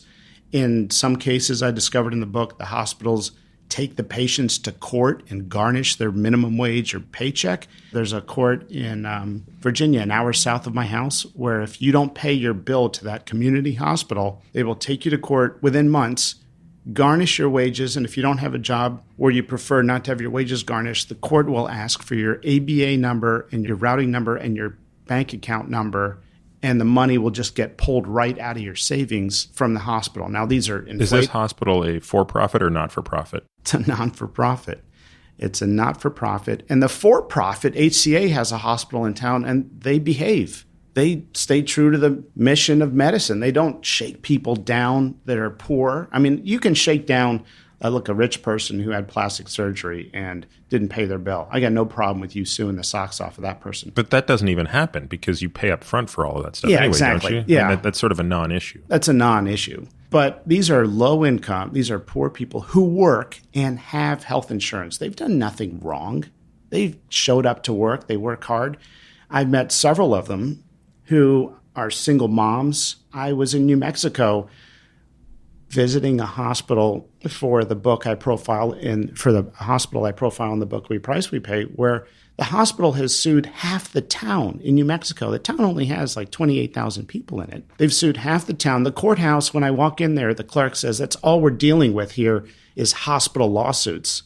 I said, what percent of your civil cases in this courthouse in this town is the hospital suing patients to garnish their wages? So a very low-income blue-collar town. It's an oil town, mostly oil workers. And they said, oh, it's 95% of what we deal with. I said, how many in a day will you get? Oh, we could get 10 or 20 lawsuits in a day from the hospital. It's almost become like the court is now their collections department. And one woman, her car was in the shop for repairs. It cost $800. She didn't have the $800 to get it out of the shop. And then she gets hammered with a $4,000 bill for taking her kid in for an asthma treatment that took 45 minutes. People are getting hammered out there. And what we're saying, and what I'm trying to use this incredible platform that God's given me as a surgeon at Johns Hopkins is to say, this is not our heritage. This is not our profession. We have this incredible public trust. We need to stand up for our patients. Just to take a step back from this, I don't think anybody listening to this right now thinks what you're describing is cool. This is totally unacceptable. The doctors think it's unacceptable. The patients think it's unacceptable. But the doctors and the patients aren't the ones that are making it happen. So you've got now two groups who are finding this unacceptable. One, because they're the ones actually getting gouged. That's the patient. And of course, and the physician who's saying, wait a minute, this just doesn't even seem right on first principles. But how do we do anything about it? It's very frustrating because I grew up in Canada. I think it's totally overblown when people in the United States romanticize Canada. Let me tell you something. Canada does not have a perfect healthcare system. So any of you listening to this who think, oh, we should just be like Canada, be careful what you wish for. Because I could tell you 57 horror stories of what it's like to be a patient in Canada who tears their ACL and has to wait 7 freaking months to get an MRI to confirm a diagnosis. And if you want to do anything else about it, good. Drive to Buffalo and pay out of pocket for your MRI and join the price gouging south of the border. So Canada is not a panacea either. But there is something in Canada and the UK and in other single-payer systems that just makes sense. And it is the following. It is a budget, not a demand-driven system, and a single payer always owns the risk for life. Those are, in my humble opinion, two things that are sorely lacking here. I'll explain what those mean. I know you understand what that means. In the UK, The NHS has a budget. The budget determines how much they're going to spend on healthcare that year.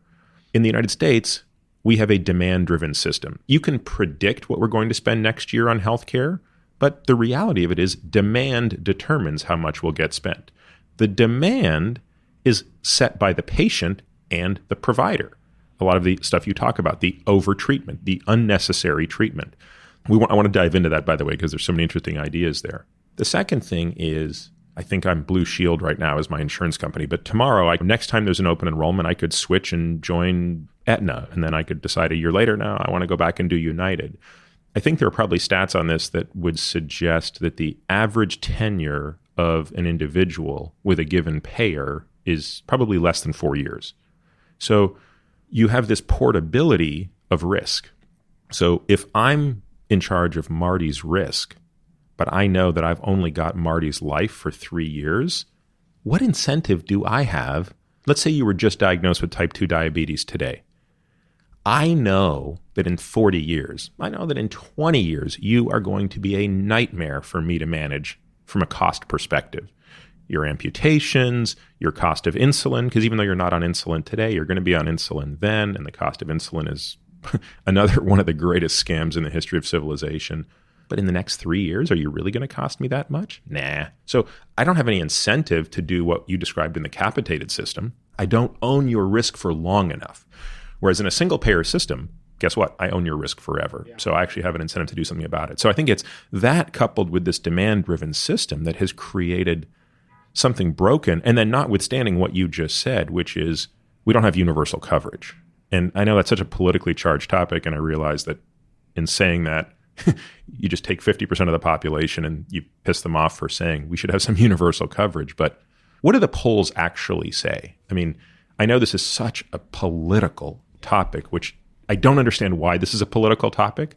Like, to me, save the political topics for things that are political. But what is the public's opposition to some form of universal care, at least to cover sort of primary care or some sort of basic expense? Like, why is someone who makes $28,000 a year and has health insurance ever getting a bill for $4,000? What's the morality behind that? And when people understand that fact, how many of them still oppose a net that would prevent it? You're absolutely right that has not been a traditional financial incentive to reduce long-term health complications and utilization, because I even had, don't laugh, but I had one insurance executive actually tell me, if we do some things that reduce long-term complications, we're actually saving money for our competitors. Now, he didn't... Because he's basically acknowledging that whatever we do today, our competitors will reap the benefit of, because 4 years from now, this life will be my competitor's life. Yeah, this patient is going to be with a different carrier for sure in 5 years. With rare exceptions, people just switch jobs, they switch plans. He was being very honest with me, and I have this great relationship with insurance executives and hospital executives where they're saying, Marty, you're right about these issues, but I want to do something about it. So he's being honest, and he's not saying, I deliberately do not want to invest in long-term health because I could save my competitors money. It's just there's no real reward financially to accompany the goodwill that we all have, that we want what's best for patients. So that's what I love about these, what I call globally capitated primary care, that have lives for the long haul, and they're doing incredible things. And if you're a business, sign up with Iora, ChenMed, Oak Street, one of these globally capitated primary care, or get some of these local primary care practices are pooling together and saying, we want to go to the local business and we want to work with them. GM just signed a big contract with Henry Ford Health System, direct employer contract. I've helped some businesses do these deals, just sort of free service. I love it. It's the most exciting thing going on right now. But I think the reason why the outrage has been suppressed is just like we saw with the mortgage crisis and the financial collapse of 2008. People just don't understand what's happening, and the money games have sort of been flipped around. So, for example, if a business gets a higher insurance premium rate for next year, they'll tell their broker, this is crazy, 11% increase in 1 year. They'll say, well, the cost of drugs and the cost of... The reality is it's more the intermediaries, it's the money games. I have met a couple independent brokers. These brokers in the business routinely and almost always get paid a giant kickback from the insurance company or the pharmacy benefit manager for sticking an employer with one of their plans. And it's hard to watch. You realize why people are paying too much. Sometimes they're not given the best options. I profile it in The Price We Pay businesses that said, no, I want another broker. I want an independent broker.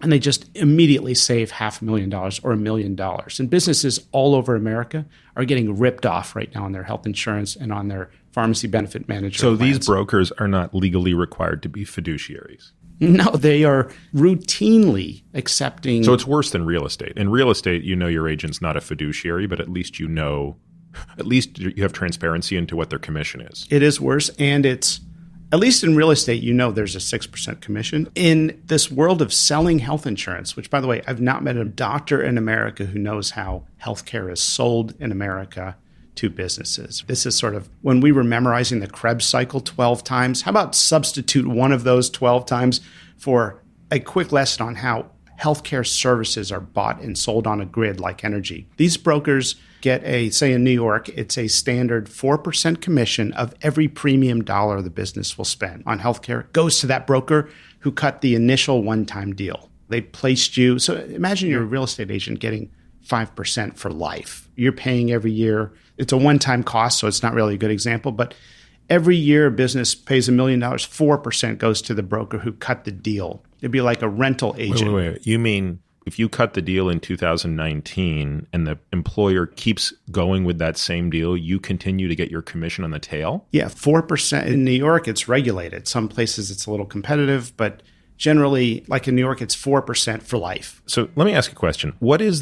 If you use the word single payer, half the country loses their mind. You might as well say, we want to resurrect Stalin and put him in the White House. Like, it is such anathema to our existence. I don't know that a single payer fixes a lot of problems, but it fixes this problem. Yeah, it fixes this problem. So question one, why are we so morally opposed to a single payer system? And I'm not sure I would like it, by the way, because when I see the single payer system in Canada, I can point out all of the flaws.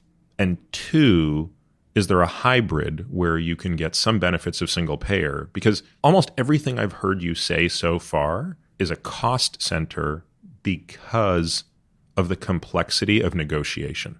And so if you took out that complexity, you would eliminate the need for a broker. Why do you need a broker? I don't need a broker when I buy underwear.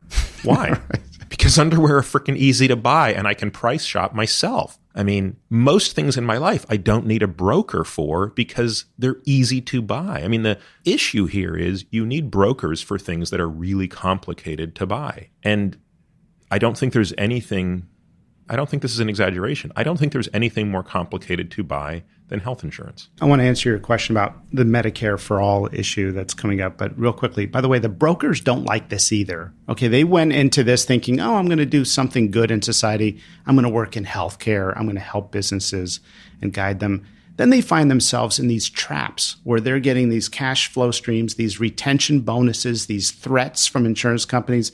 I profile in the book a guy who basically got fired as a broker, if you will. They closed all books of business with him because he suggested to an employer they could get a better deal somewhere else. And it was one of the big Blue Cross Blue Shield plans.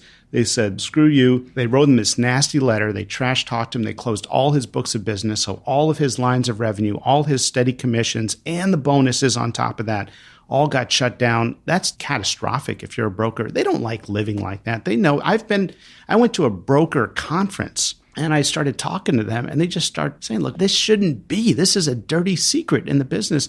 We don't even like it. Write about this. And they gave me these stories and these spreads. But the Medicare for All thing, real quick, right now it's polling very high. The American public is very, very much liking the idea of Medicare for All. The Democrats are running with it. As you know, I work with both Democrats and Republicans in the government. I brief, I advise, I try to be as independent as possible. Medicare for All is very appealing because all of these money games and this Mirage and Shell game all disappear with a direct Medicare for All system. Has anyone done, is there an independent think tank that's done the actual analysis and said, look, right off the top, you're going to save 8% of $3 trillion if you do that? Is there a sense of what the benefit is of making that type of a change? My research team's estimated that you save 15% right off the top when you 15 immediately, not even over time, and no journal is interested in publishing that. It's not a randomized controlled trial, but it's the biggest issue facing America, right? Now, here's the issue I have with switching over to this single-payer Medicare for all system is that over time, historically,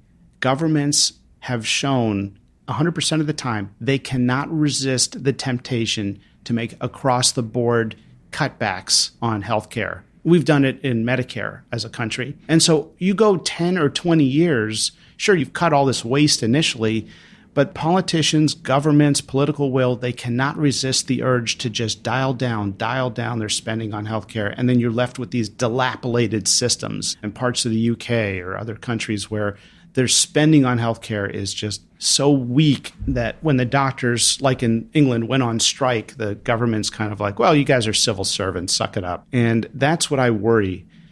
And if we can accomplish these incredible efficiencies in the market to cut the waste, I mean, I've seen estimates that as much as 50% of our healthcare spending is wasted. And if you look at the amount we spend per beneficiary, we're more than double what some countries are. The average person in the United States might have a total health spend of $12,000 per year on average. That's not self-funded. It's not your part. It's the overall expenditure. We are way, way over the curve, and we didn't spend this money growing up. When we showed up to the emergency room with a cut, you might have seen a bill for $100, but insurance always took care of it. Now, there's a woman who was charged for just checking into the ER. She left before she went back into the emergency room, and she got this big bill for like $1,200. I mean, the pricing failures have really hurt. So I like the idea of cutting out the waste, but I think if we can do it through free market competition, then it's much better for the long term. So Marty, the flip side of there's advantage to a single payer system because you could cut out all of the machinery that's necessary to make a market understandable. The flip side is, but a free market works better. And I think that's generally true. I mean, it's hard to argue that capitalism works. It's hard to argue, or that it's the least bad option, maybe to put it mildly. It's hard to argue that competition is not a good thing. So what's the argument that says, no, a single payer system is a disaster. We want to stay with this sort of system that has multiple different competitors across every spectrum, from hospital systems to that are each competing to do the best, to payers, to PBMs, to brokers, and all of these things. So what's the argument that says, don't leave that, but let's just rechannel it? Yeah, well, I mean, one of the big tasks I've been trying to do is educate the American people. I described the book, The Price We Pay, as the big short for healthcare. If we can educate employers, everyday Americans, how to buy drugs, how to buy health insurance, how to ask the questions, get second opinions, challenge their bills, recognize that when you get one of these massive bills, you're not legally obligated to pay it. And we're making these legal cases to judges across America. I've got a group of pro bono lawyers as a part of this restoring medicine movement that we're assigning to individuals, and we're swimming in cases. I mean, there's just unlimited cases out there. 1 in 5 Americans have medical debt and collections. Well, some of those go to court. We're basically telling the judges, there's no legal contract. How can I mow your lawn and then send you a bill for $5,000 and say, well, that's what I charge? I mean, you'd say we have no legal contract. How could I cut your hair for $30 and then one year you come in and I say it's $900? There's no legal contract. So this is a very important point, Marty, because I didn't know this. Yesterday we had dinner, and one of the people we had dinner with, who's just amazing.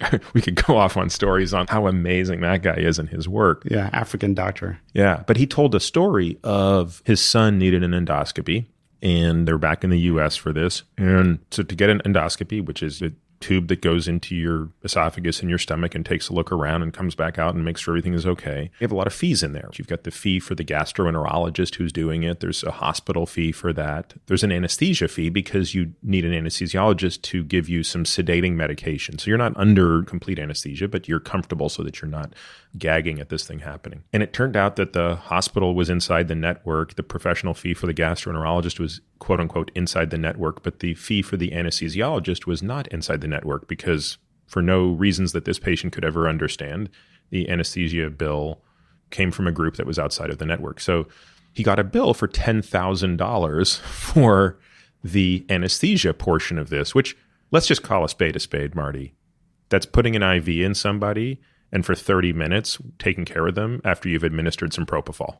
I mean, let's just be completely honest about what actually happened there. So a few dollars worth of propofol and some IV equipment and an EKG and a pulse oximeter, and you're watching someone for 30 minutes. So I might be in the wrong business, by the way. If that's $10,000, that is insulting to what money means. So there's two issues I'd like to understand there. One, what in God's name does it have to do with the fact that that was in or out of network, that such an egregious charge could be levied on that patient? And two, what is the legal obligation of that patient, and how can that patient fight and say, this is totally bullshit, we're not doing this? Well, right now, the judges have been sympathetic to the hospitals, and we're trying to show the legal argument that there's no contract. When you walk into the emergency room today with a cut, chances are they're going to give you some form and say, you have to sign this. And the person giving it to you doesn't know squat about what's in it. You could be in excruciating abdominal pain and need to go have your appendix removed. You're signing it at a vulnerable time. Well, and in fact, let's take a step further. If you have a prenuptial agreement and you want to get that held up and there's any evidence that that was signed under duress, guess what? It doesn't matter. And I don't know about you, but an acute abdomen sounds like duress. Yeah, I mean, if you're in a criminal trial and somebody gives the key evidence that somebody murdered somebody, the other lawyers could argue entrapment. He felt a little pressured to offer that confession, and then it's negated. And yet in the hospital, not only is there no contract sometimes, but there's this document that is fooling you into thinking it's a consent to be treated. But there's a law in the United States called EMTALA that requires any hospital to take care of any urgent or emergent patient that walks into their door. It's not dependent on giving your credit card when you check in. It's not dependent on giving your social security number and your mom's address and all these other things that they try to collect. You don't have to do that. Hospitals are required by law, it's called EMTALA, to take care of anyone with an urgent or emergent condition. If you feel that there's a legal document that you have to sign your home and your financial life away in order to get stitches, and you're concerned about predatory billing, you sign in that little signature box in the iPad, you sign did not read, because no one's going to read what you sign in there, okay? And then when the collectors call and the judge says you have to provide your routing number and your account number or we're going to garnish your wages, you say there's no legal contract. We're trying to empower people in the United States to say we need a competent and fair pricing system. The surprise bill issues, by the way, people are getting hammered with surprise bills right now. Hammered. And why are they so hard to understand? I'm taking you off that question, but I get about 3 EOBs, explanation of benefits, per month, maybe 4 of them. I feel like there's a never-ending stream of them. You take your kid to the pediatrician because he's got a fever and you think he might have an ear infection. The pediatrician looks in the ear, confirms that he does. You get some amoxicillin, you go home, everybody's happy. I get 6 EOBs for that encounter, each one saying something I can't understand. This is what we billed. This is what your insurance company paid. This is what you're responsible for. And then they attach a check to it. And I'm like, what? I don't get it. And again, if I don't get it, at least one other person listening to this doesn't get it. Right. Well, look, I took one of those bills to a hospital CEO. Like I said, I've got great relationships with a lot of these hospital CEOs. Quite honestly, sometimes they're just disconnected from what's happening with their revenue cycle department. Don't you love that word, revenue cycle? Collections. Revenue cycle. One woman handed me her card and it literally said on it, Director of Revenue Enhancement. Like, what the hell is this? Oh, gosh. Hippocrates, man, would just be rolling over in his grave. It's funny. I hope that the guys in the mafia are listening to this and upping their game a little bit. Because if you're running collections in the mafia, you should at least have a revenue enhancement card. Well, in Florida, drug dealers have given up drugs and turned to doing medical fraud because it's more profitable and they can make more money. I don't know if you know, but the Medicare anti-fraud offices, I know the head of the division, they've essentially closed down most of the regional offices and moved them all to Florida because Florida is just the rampant center of a lot of abuse. So you show an EOB to a hospital's CEO. Yeah, they can't even interpret the bill. I mean, there is a buddy of mine who had a friend get a $5,000 bill for an hour in the emergency room or something like that. Did a couple simple things, and the bill was over $5,000. Took it to my friend, who's a consultant, knows the healthcare executives. went to the CEO and knew the CEO. He said, by the way, my friend went to your emergency room. She was in the ER. She got a little oxygen nasal cannula and an IV and was sent home about 45 minutes later. Guess how much the bill was? And of course, he's cringing, embarrassed. And he says, I don't know, $1,500. No, it was $5,000. Oh my God. He's like, let me take care of that for you. And there's this embarrassment when it comes up that, yes, we've allowed this game of dialing up bills and then offering these bigger discounts as shiny objects to employers and insurance companies has gotten so out of control that the victims, because hospital CEOs will often tell me, Marty, you're so right, but nobody pays those bills. Those are sticker prices. We give discounts liberally.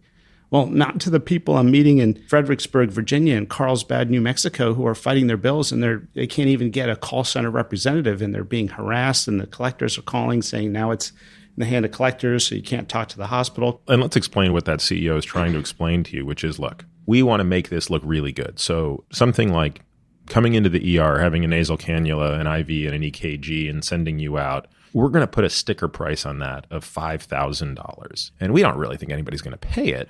But what we're going to do is we're going to tell the insurance company or the employer, we normally charge $5,000 for this. But for you, my friend, today, one time only, if you sign up now, this will only cost $500. And you're thinking, it's a great discount. We're all over it. Yeah. And if a different company shows up, they might get a different rate. They might get a different discount. So different people can get different discounts on the same egregious price that serves no purpose other than to make you feel like you're offering a great discount. I mean, can you imagine if the rest of the world ran on this principle? Walk into a restaurant. Grocery store. Yeah, exactly. The restaurant. I'll have the tikka masala, please. Well, here's the deal. Who's your employer? It's $1,000. Who do you work for? I work for Walgreens. Oh, take this menu. Well, it's a different menu for the tikka masala is not $1,000 for you. It's only $100 for you. And the guy sitting across from you works somewhere else, and well, it's $50 for him. Right. But he gets a 2% discount. On the 50. On the 50. So he's only paying $49. Employers are telling me all the time, our insurance company, we get a 40% discount. Well, I'll give you a 99% discount if I'm selling you a car, as long as I get to set the price. You can have a 99% discount. Is there another example in our economy that works this way? Well, there is bulk purchasing and retail, but here's what I would add to your example that you very well described. In addition to these secret discounts, both parties are sworn to secrecy that this discount cannot be made public, and that kills the competition. And that's what we're working on with legislation. And that's legal. It is legal to put a gag on the chicanery. Yeah. Okay, so going back to our friend from yesterday, the reason he gets a $10,000 bill for someone putting in an IV and some propofol is because the anesthesia group set a price that was ridiculous, not necessarily expecting people were going to pay this out of pocket. Again, they didn't go into this trying to kill people. For whatever reason, the anesthesiologist who was probably supposed to do that case was maybe not, so someone else comes in, they're out of network, and now that ridiculous price actually sticks to this patient. Now, what is his legal recourse in that situation? He got overcharged? Yeah. I mean, what we're telling them is you argue as strong as you can argue to the collectors, to the courts if they take it to court, to whoever, that they need to provide the legal contract. Sure. Yeah. Oh, they want $10,000. Just send me the agreement. I understand it's part of my consumer rights that when a collections agency calls, that I'm entitled to see the contract or agreement that obligates me to pay. What type of contracts are being produced at that request? Well, I've never seen a collections agency produce a contract because it's that little iPad form that you sign in the lobby or something that doesn't exist or it's combined with a consent to treat. And so it doesn't exist at the beginning. So let's say open enrollments every January. I mean, I'm sure we sign something in January when we enroll. Is that the contract? Is there something in there that the collections agency can come back and say, well, Marty, I'm not going to show you a contract from when you were in the ER in May. I'm going to show you a contract from January when you signed up through open enrollment. No, because that's a contract between you and the insurance company. It's not a contract between you and the good point. medical center. And they're the party that's going after you. So this is a great point. So the only time you're being technically presented with a contract for price is at the provider's level. And we're basically saying it's very easy to render that contract null and void. Yeah, and sometimes it doesn't exist. Or logistically, honestly, they just can't produce it. They send what they call bad debt to the collectors, and the collectors go after you, but they're not sending. I love the idea of signing did not read. Did not read. Exactly, right? Oh, no, I never entered a legal agreement obligating me to pay. If I did, show me the thing. The other thing we're telling people to do, if it's really egregious, contact your state's attorney and contact your local news network. Now, unfortunately, some of the local news networks, their number one client is the local hospital that's running ads. This complex is gigantic. It's incredible. But contact them and tell them. My friend Sarah Cliff at Vox, Elizabeth Rosenthal at Kaiser Health News, they each have sections where you can send in your bills. I'm swimming. I'm underwater. I've got, 54,000 emails I haven't read, probably half of the number of emails you have and have not read. I'm going to try to clean it out this weekend. But so many people are getting hammered out there. It's like an unlimited drinking from a fire hydrant. But those are things people should do. Ask for the contract. Sign if you feel like it's not a fair agreement, if you're not disclosed prices. Now, I wish I knew this 2 years ago when we got stiffed with some $15,000 bill for an ambulance ride. Well, one of our friends from residency that had a sort of a catastrophic medical illness in Australia. Yes. And he was flown back. We all paid money to chip in for this. There was a whole Facebook page where we were all kicking in thousands of dollars for his care. I mean, yeah, so what happened? I don't want to upset you, but some of that money... Do I get a refund on that? Was that all given back to him? I mean, this guy's one of my best friends, and it was awesome to see everyone come together. But the flight back, they charged him like $250,000, okay, for that flight. You could get a private G7 and fly to Beijing and back 5 times for that money. That was just pure price gouging. And actually, I got him some legal help to knock that bill down. Because this came outside of his insurance? Like his insurance decided they didn't cover that kind of stuff? Bingo, you just nailed the number one story of the modern American healthcare system. Entities, organizations, doctors, hospitals, ambulances, helicopters have figured out if you bill outside of insurance, you can just gouge. And some people will pay it. And if you just send it to collections and harass and send them 50 bills, some people will just pay it. And the reality is, God's been good to you and I. If we got a $5,000 bill, we'd find a way just to pay. It might be annoying, but we'll find it. But half of America has less than $300 in savings. People are getting hammered. Oh, God, that's so upsetting. Now, can I talk about something positive on this subject? Yeah, please. Please, for the love of humanity. Gosh, geez. Talk about one good thing here. Keith Smith in Oklahoma City has basically said, this is total BS. I don't understand how a doctor can take an oath, treat a patient, and ruin their life financially. It's against everything I've ever considered sacred about this heritage of medicine. He has offered one bundled price for every service at his medical center. If you come in and you need a shoulder surgery, you don't get a bill for the epidural separate and from the anesthesiologist pro fee separate. They got their act together. And hospitals need to get their act together instead of sort of the finger pointing of, oh, well, that's the lab. The lab's billing you separately.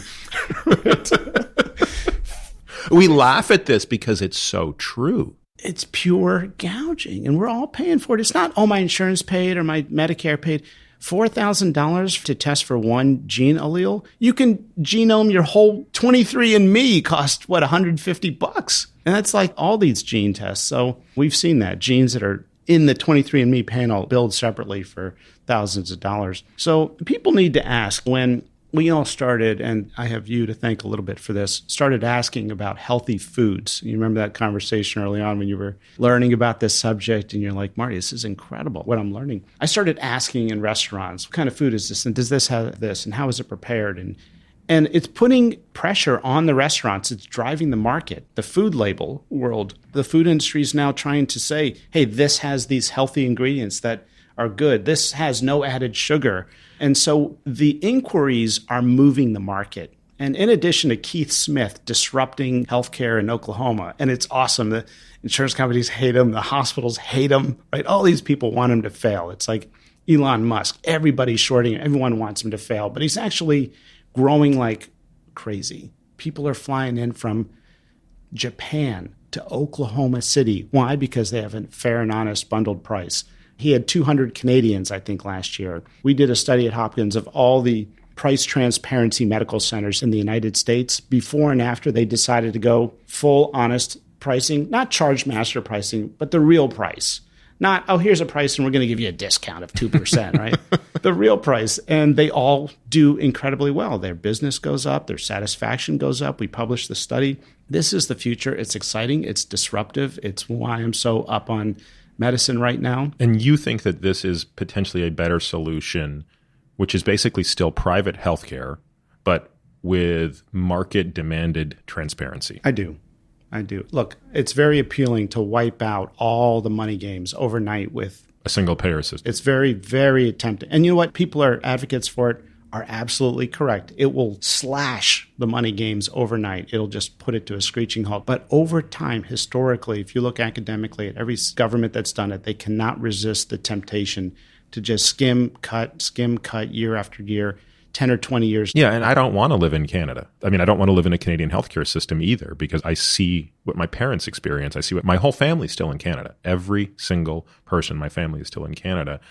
And I wouldn't trade places with a single one of them for their healthcare, even though average, it's infinitely better than American healthcare in terms of accessibility and cost. My dean of Harvard School of Public Health when I was a student said, Canadian is essentially an unarmed American with health insurance. No, I agree with you. We have an incredible healthcare system. The problem is it works for the wealthy and it works most of the time and the reliability is not there. But the only reason it works for the wealthy is something you said a moment ago. It's that the cost of the care for the wealthy falls below the hurdle rate of hassle. I mean, is there any place in the country that someone of means would rather get their health care? No. I don't know the last time an American of means left the U.S. to get their health care. It's the exact opposite. Hopkins, I feel like half the people we took care of were outside of the United States. So there's no question that we have the best health care when it's applied correctly, which is to say the quality of care we have the potential to deliver is exceptional under the right circumstances. That's a lot of caveating. We have a cost crisis and we have an access crisis. And the two subsets of people who are therefore going to be crushed in the U.S. healthcare system are people who cannot afford access at all and people who can't afford egregious costs when levied upon them. If you're not in those two camps, you're going to be okay. It's annoying as hell, but you're going to be okay. And I think that's what's allowed this system to sort of limp its way along. And I guess what I'm hearing you say is we might, and I hate to use the term tipping point, but we might be at a tipping point where it's become so egregious that even the people now who, there might be enough people that are moving into the latter categories of, okay, this is now, if 1 in 5 people are getting collections through healthcare, I mean, we have a fundamental problem. Half of women with stage 4 breast cancer in the United States today, recent study just came out at ASCO, half of women with stage 4 breast cancer in the United States are being harassed by medical debt collectors. Did you talk to the medical debt collectors? Well, that study was published by another group. Oh, no, but in general. Oh, yeah. And are they feeling, how are they feeling? Let's try to do something we talked about earlier. Let's try to have empathy for them. You need a job. Everybody needs a job. So I got a job. I'm a medical debt collector. Do I feel good about myself? I'm calling a woman with stage 4 breast cancer every day and threatening her. That's a good person that's on the phone. I don't believe that medical debt collector is some evil incarnate. No. So how do they feel about what they have to do? Well, some of them hate their life. I would say for the most part, they are glad to be in a position where for the most part, if you object, fight your bill, they're going to just knock off 20, 50% right off the top. And this is another tip for people out there. Bills are negotiable. When you get your bill, they are negotiable. I wish I knew this when I got that goddamn ambulance bill a few years ago. Yeah. Imagine they're kind of hoping that I don't want to say hoping, like you say, we have all good people working in a bad system, but the business model relies on some people just saying, screw it, I'll pay. And entire careers and industries. That could be a slogan, right? The business model is, quote, screw it, I'll just pay, right? And these folks in the so-called revenue cycle world. They're in revenue enhancement, right? It's revenue enhancement. Revenue enhancement. How did I discover these people? I get invited to speak at a lot of conferences, as you do. And I never actually get invited to speak at conferences, by the way. Oh, well, consider yourself invited to everyone I've done. No, I'm happy to not. So they say, I got invited to this conference of revenue cycle managers. And I just, sure, I'm happy to speak to them. It's a nice. That's awesome. That's a great opportunity for you to learn. Yeah.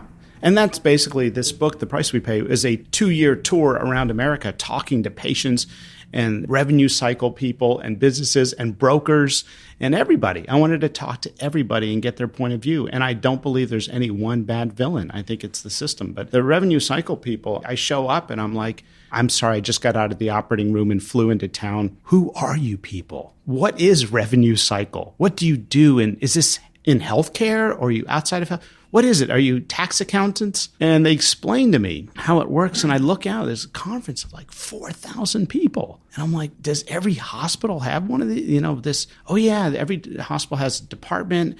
At Duke at one point, there were more people working on billing and revenue cycle than there were beds in the hospital. Come on, that can't be true. No, this is a true fact. I think they had 900 beds and they had just over that in terms of billing, coding, and revenue cycle and managing these discounts. Okay, so let me give you another contrarian argument. If you fix the healthcare system, how many people are going to lose a job? A lot. Healthcare is an enormous industry. It employs tens of millions of people. Yeah, look. What are those people going to do now? Well, you can make the same argument about the financial mortgage crisis. You had all these people selling subprime mortgages and getting rich and employing other people in these giant companies. Healthcare is a gigantic bubble right now. And the parallels to the financial crisis are striking. And at some point, if you think about it, we are spending money we don't have on products that we don't even need sometimes. The PBM world, medical services that are unnecessary, the enormous middle layers. And doctors, quite honestly, are very suspicious of what's happening. They don't understand. I mean, I didn't understand until I started touring and going to these conferences and saying, I'm sick of this. I'm a professor of health policy. I don't feel like I have a handle on the entire healthcare system. And I decided enough is enough. I want to learn, educate myself on every tiny detail of this ginormous system. I want to know every law, Medicaid rule, insurance, contract negotiation. Talk to the negotiators. What goes on at that meeting? Well, they say our prices are going to go up by 10% next year, but we're going to give you a 12% discount. And then they turn around and dial up the prices 15%. And then the hospital says, oh, good job, Bob. I'm just making it up. You generated another $4 million for us. You're now promoted to whatever title. This gigantic industry. And they're coming up to me at the conferences and other places and telling me, I do this and this, but quite honestly, my job doesn't need to exist. If we had honest and fair pricing in America, we wouldn't need this gigantic negotiating of discounts and markups, the markup discount game, I call it. And one important thing, and one thing I'd ask you and all your listeners to do is use the honest lexicon, just like we talked about medical care gone wrong versus a preventable adverse event. Let's use the patient-centered terms. Let's talk about prices and not costs. Let's remember that we're paying, not our insurance company or our employer or other folks. Let's talk about bills you shouldn't be getting. They're high. Refer to them as predatory billing practices or predatory medicine, screenings you don't need. So let's talk a little bit about that. You talked about how studies have looked at what percentage of tests that physicians order do they deem unnecessary. So in other words, you go and you poll 1,000 doctors and you say secretly and confidentially, so no one's going to come and spank you for this, how often are you ordering a test that is unnecessary? And the answer turned out to be 21%? 21% was the average. Now, actually... Yeah, the average. Sorry. The question said, excluding your own practice, in your observations... Got it. Okay. As we develop practice pattern measures of waste, which is a big project we're doing at Johns Hopkins and with some other groups, we've asked doctors, tell us about an egregious area of overuse in your specialty, something that's done too much in a certain clinical situation. And sometimes they'll be like, I can't really think of anything. And then we'll say, well, think about your competitor groups. Are they doing other stuff? Oh, my God, yeah, they're doing endoscopies every 6 months after an initial screening. They're doing 50 biopsies and all this stuff. So it's easier to get an answer when you don't force the lens inward. Right. And I think it's back to our opening conversation. We work our tails off in residency.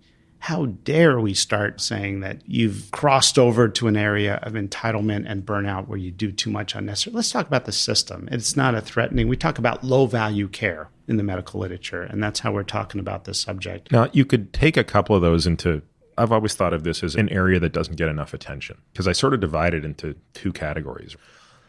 So let's take one of the most egregious examples, which I'm sure will upset a few people, which is interventional cardiology. There's a lot of people already upset from the podcast. Yeah, I think we've upset a lot of people. Okay, so the medical literature on stenting is, like all things in the medical literature, there's some room for interpretation, but there are some things that we kind of know. So if somebody is having an ST elevated wave MI and they're hemodynamically unstable in the emergency room, those are patients that do a lot better when you put a stent in them. This can be life-saving. Yep, you're going to save that person's life. So we're here to say stents are not bad. Okay. But then there's a whole body of literature that makes it also pretty clear that there are a whole bunch of people that don't seem to get any better with stents, meaning there's no evidence you're going to save their life. And that's not the only reason to put a stent in, because if you save a person from having another heart attack, that might be a reason. Anyone who's had a heart attack would say, I don't care if it reduces my risk of dying, but just not having a heart attack would be a benefit, or if it reduces chest pain. So you have this whole other group of people who actually have no benefit of a stent. It doesn't reduce chest pain, it doesn't reduce subsequent heart attack, and it doesn't save a life. And then you get into the business of, well, how many stents should you put in? You know where I'm going with this, right? There are interventional cardiologists out there that are putting stents in people and violating every aspect of what is known, meaning they're putting them into the wrong patients and they're putting in far too many and they're getting paid by the stent. Okay, you've actually talked publicly about this in the dermatology world about people doing Mohs surgery. That's one type of bad actor in the system. And you could argue some of that is conscious, some of that is subconscious. So it might be the case that that doctor who is putting 5 stents in the person with stable angina, who's never shown even evidence of MI or EKG change, deep down is a good person and thinks that they know something that none of the studies have ever shown. And I get that. Okay. And then within that, there's going to be some nefarious actors who are simply used car salesmen gone wrong. I just realized I insulted a bunch of used car salesmen, but they're people who are literally just shaking down the system. And they know that they're going to get $1,000 for every stent they put in. So I'm going to put 5 in this guy today, even though he probably needs 0. My impression, which could be entirely incorrect, is that the majority of unnecessary care is not in that category. It's in a different category, which has 2 ends to it. One is I don't have the time to deal with figuring out exactly what the right thing to do is. And the cost of me giving in and giving someone an antibiotic when I'm pretty sure they have a viral infection that's going to go away in 3 days, the cost of me trying to educate the patient on that and explain antibiotic resistance, it's just too high. I've only got 15 minutes. I'll just give them the goddamn Z-Pack, right? That's one. And then the second subset of that, which by the way, I think is the worst one, is I'm not going to be the guy that gets sued because I didn't order the head CT on the person with a headache, even though I know that this person stopped drinking coffee 2 days ago and they went from 3 cups of coffee a day to nothing, and they're coming in here with the worst headache of their life. And I'm pretty 99.999% sure it's caffeine withdrawal, but I'm not going to let this person walk out of this ER without a head CT because if, God forbid, it's a tumor or an aneurysm, I'm going to get sued. So everyone gets a head CT. I mean, I told a funny story last night at dinner that I won't repeat, but of a patient coming in with complaining that their hair was vibrating and they get a head CT because the ER doc's like, as an individual, I know that's bad for the system, but as an individual, it's in my best interest to do that. Or one time I saw a patient with hair vibrating and I got a CT and it showed a cancer. Yeah. I'm like Osler reincarnated. I'm so good. I suspected that vibrating hair was actually a meningioma beneath the surface. This to me is a very dirty problem in America, which is we are a very litigious culture. And it is that. So when people talk about medical malpractice, which I want to come back to because you alluded to it, people tend to be dismissive of it and say it's not actually that big a part of medicine because they're looking at the actual cost of medical malpractice. What I think they're missing is the threat of medical malpractice has created a culture of completely unnecessary testing as part of the CYA fellowship that everyone gets taught in medicine. So somewhere down the line, each of us in residency was taught cover your ass, which means you are doing stuff that is not good, but it is going to look good in a deposition in the worst case outcome here. Now, how do you fix that problem? Good medical care. So For every 5 docs in the ER that will say if somebody has a headache, you just, for liability reasons, need to get a CAT scan or an MRI. I bet you there's a senior doc who says, no, you don't. Look, people are more likely to sue you because they're just angry at you or they're incredibly dissatisfied than because you failed to order a test. And do the right thing, and you can defend it if you need to defend it, that the patient had a moderate headache. And so really good sound judgment. I mean, I love these very senior wise doctors that say, do the right thing. Don't just react to some fear of a potential risk. The unnecessary testing and unnecessary doing things because of malpractice concerns is definitely a problem in certain pockets of medicine. The emergency room and OB, they're getting hammered in OB. But it's not the driver. People, it's so vivid to us doctors, and it seems so wrong and so unnecessary, and you want to blame these lawyers that have these contingency games. The reality is it is such an inconsequential small fraction of the medical spend, even though most doctors think it's one of the primary drivers of our higher healthcare costs. When you say it's insignificant, you mean the actual cost of malpractice insurance litigation and things like that? Well, not just that, but studies have shown it's not just doing stuff that costs money, but you are avoiding things because of malpractice concerns. People may avoid surgery. I don't want to touch this guy because if something goes wrong, I don't want to have that liability. So you also have avoiding care because of malpractice concerns. I remember once in clinic a discussion coming up with a patient that was an attorney, and the attending said, complex case and an attorney don't do it. Right, exactly. I mean, you asking to be sued if something goes wrong? Yeah. So how many unnecessary head scans the Medicare pays $300 for did that one of operation avoidance balance out? So if you talk to the real scholars of healthcare costs, they'll tell you it's not malpractice. I know it's an emotional issue. So yeah, and it's not the malpractice, but you're saying even the over treatment to minimize the risk of it.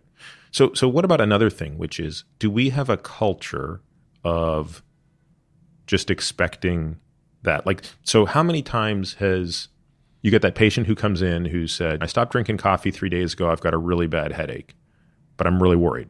And is there ever room for the discussion that says, look, in my judgment, and I've already talked to 3 of my colleagues here today, we all think that your headache is from caffeine withdrawal. And we think you should take Tylenol and maybe have a coffee and maybe taper off, as opposed to just going from 3 coffees to 0 coffees. But if you really, really want a CT scan, we'll do it. It's going to cost this much.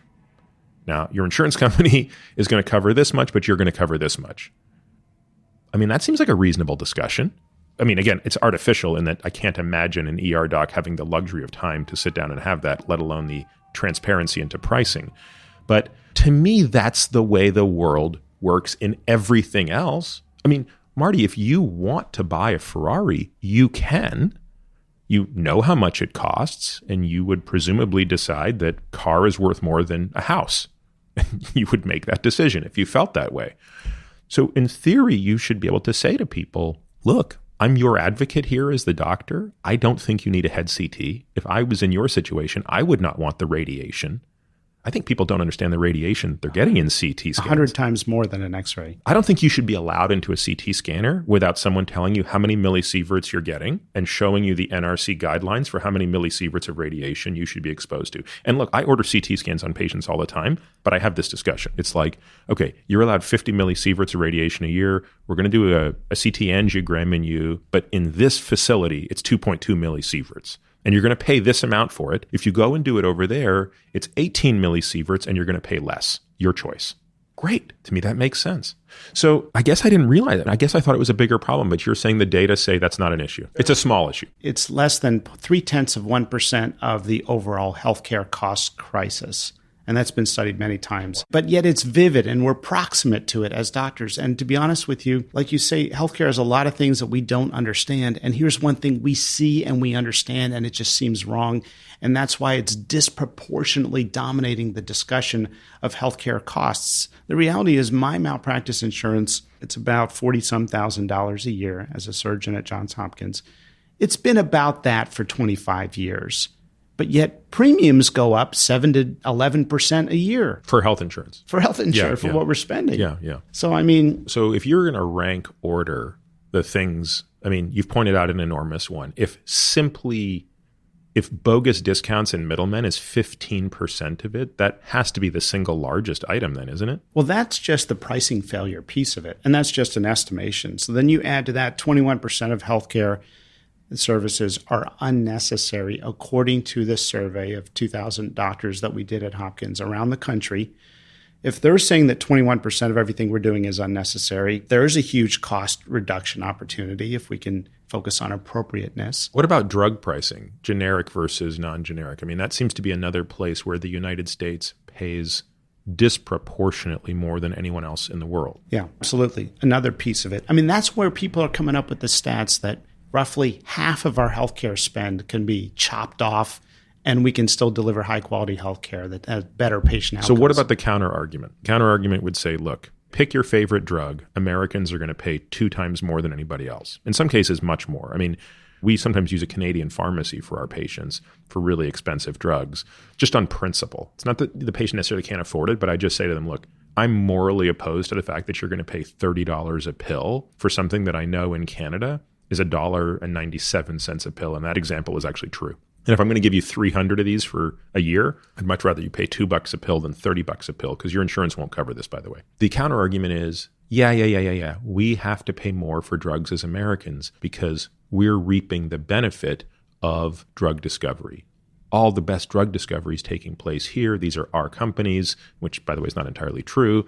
And therefore, we subsidize the rest of the world's drug costs because that's the price we pay for being the innovator. Is that kind of a bogus argument? You're absolutely right. Pharma companies, when they develop drugs, are factoring in, they're sort of budgeting the profit down the road into the drug development price. So if there's bigger profits in the US, that's all part of the investment that they make in the research. The problem is with drug pricing is there are so many moving parts. And what I've seen is, first of all, as a cancer surgeon, some of these drugs do miracles and save lives. It's just incredible what we're seeing. Biologic agents now are working wonders, in part because it's a whole different generation. These are not small molecules. These are expensive drugs to develop. They're immune-based medications. Yeah, Keytruda is just unbelievable. Unbelievable. And it's getting more awesome, and we're seeing lives saved. But what we're seeing is a couple bad actors engage in the business of price gouging. We're seeing a couple bad actors transition from brand to generic by not giving the information to the generic companies. They're not disclosing it like they should. Normally, you have to disclose when your brand is done. All the manufacturing stuff, you're supposed to disclose it.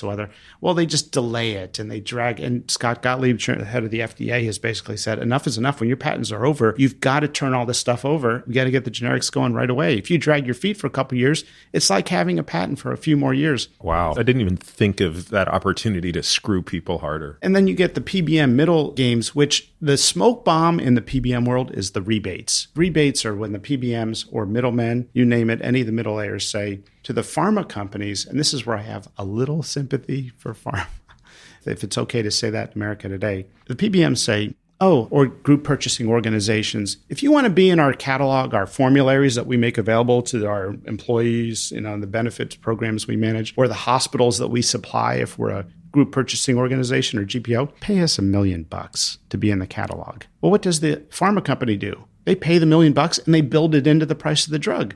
And then the middleman says, hey, this is a good game. How about $2 million? Sure, build it into the price of the drug. How about $50 million and we'll give you exclusive placement in the formulary or exclusive placement in our group purchasing catalogs. Are these numbers directionally, are you making these numbers up, or is that literally what some of the dollar numbers are? It's literally what they are. And they're not only are they forcing, the pharma companies, device companies also are being held hostage to these middlemen to say, look, you pay us these fees or you're not going to be in our catalog. How do you think we had a shortage of saline? Ask Jill, who's one of the best nurses I've ever worked with at Hopkins. Ask her, how do we have a shortage of saline? It's salt water. Salt, the two most common elements in the world, salt and water. How do we have a critical shortage and the price spikes? Why? Because these middlemen played these play-to-pay fee games called so-called rebates. They're really kickbacks. Let's call it what it is. Let's change the lexicon. Pay us these kickbacks to be in our catalog, or pay us a lot of money. You can be the exclusive saline company in our... And then all of a sudden their supply chain gets so thin. I love the notion of there needing to be exclusive saline provider. Like there's something so proprietary about putting sodium in water. The shiny object they're floating to the hospitals and the employers is to say, you're going to get the biggest discount. Oh, we get bulk discounting. Well, you don't even know what the bench reference price is anymore. There's only one company making it.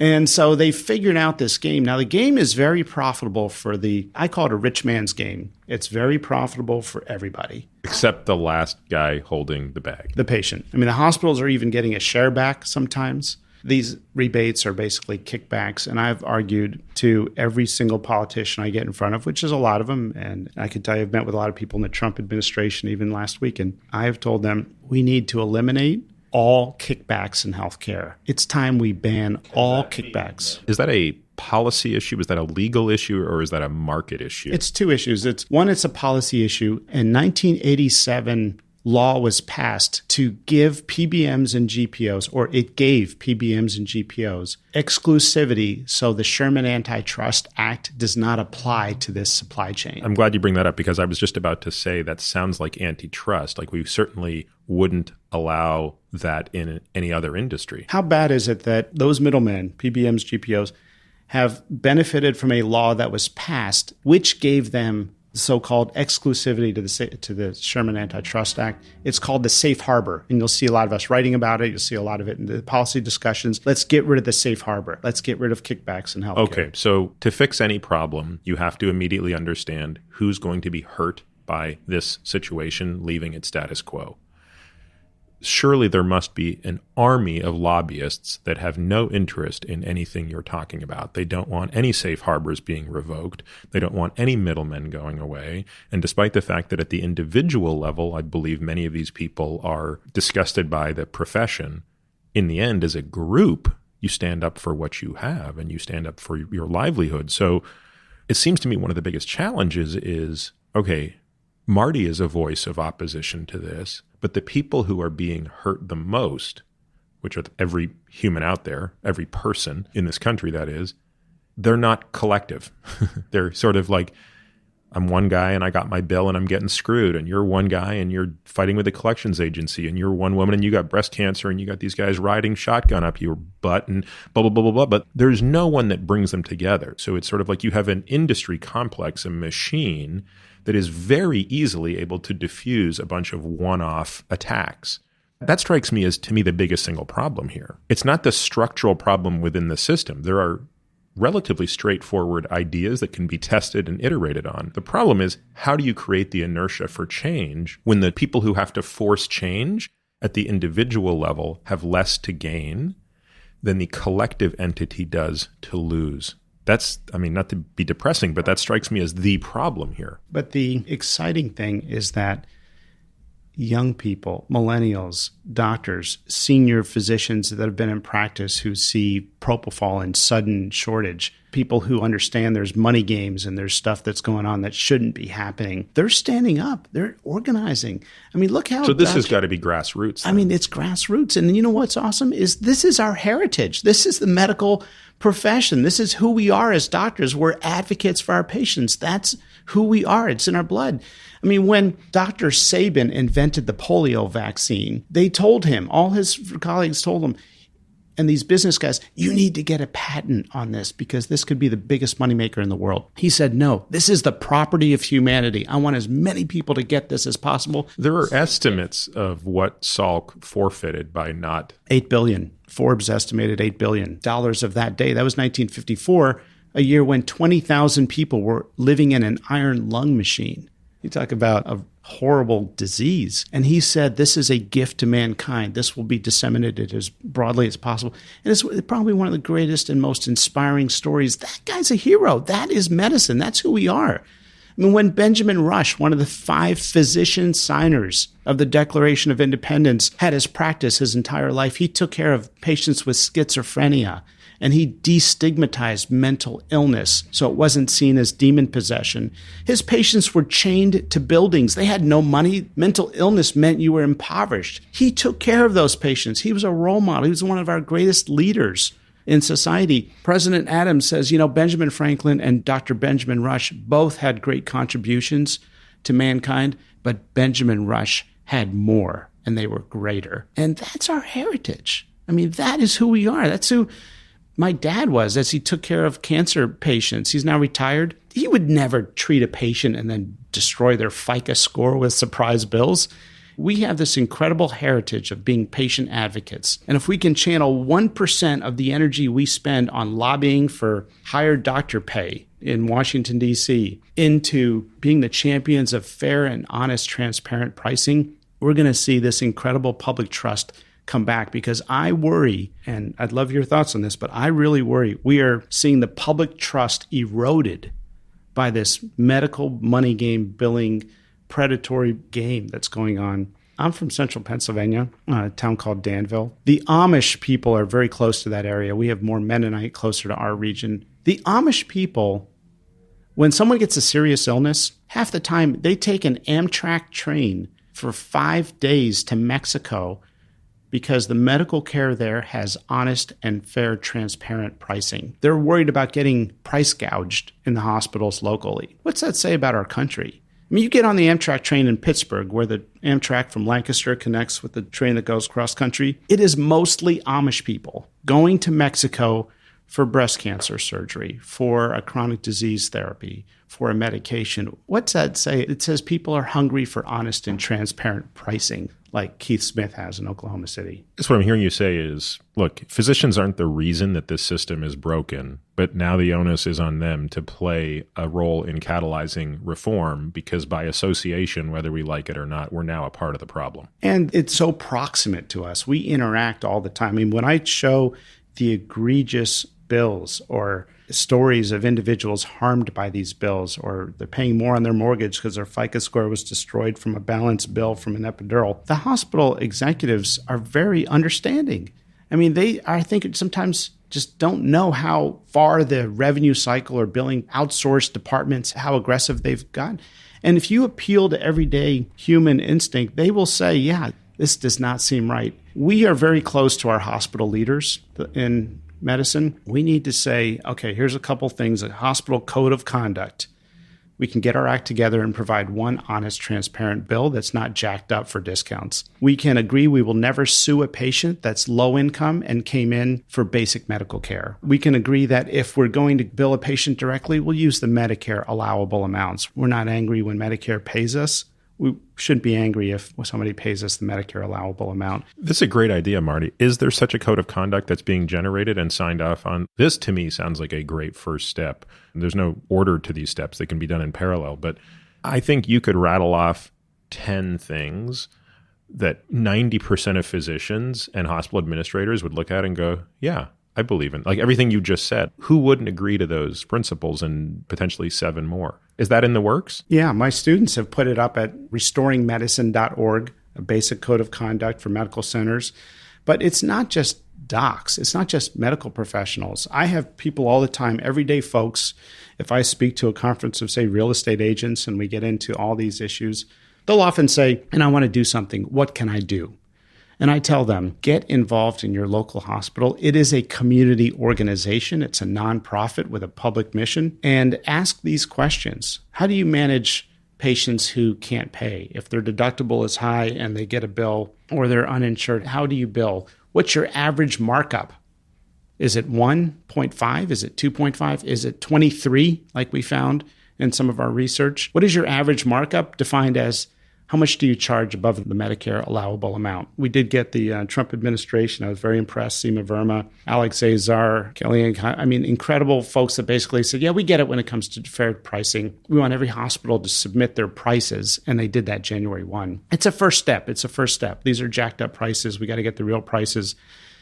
But everyday folks want to know what to do. I tell them, find out what's your hospital's average markup. How do they handle bills that are not paid among low-income insured and uninsured people? Reach out to your local courthouse. Find out if they're suing the socks off of the town, like we've seen in 20% of hospitals in the state of Virginia. And then reach out to your board members and ask them, engage them on the subject. And the hospital board members, it's always the president of the local bank. It's always a couple business leaders. They're always reasonable people. They come in. I'm on a hospital board. I got a meeting later today, Anne Arundel Medical Center. It's at the big hospital in Annapolis, Maryland. These are good people. Appeal to those people and say, look, we want to take this code of conduct seriously. We want a hospital that provides roughly 6% of our services as charity care, disclosed up front to the patient. Not we shake you down and whatever we can't get out of you. Whatever we can't get, we deem charity. We deem charity, which is the standard way of doing business. 6% charity, honest pricing, honest billing practices.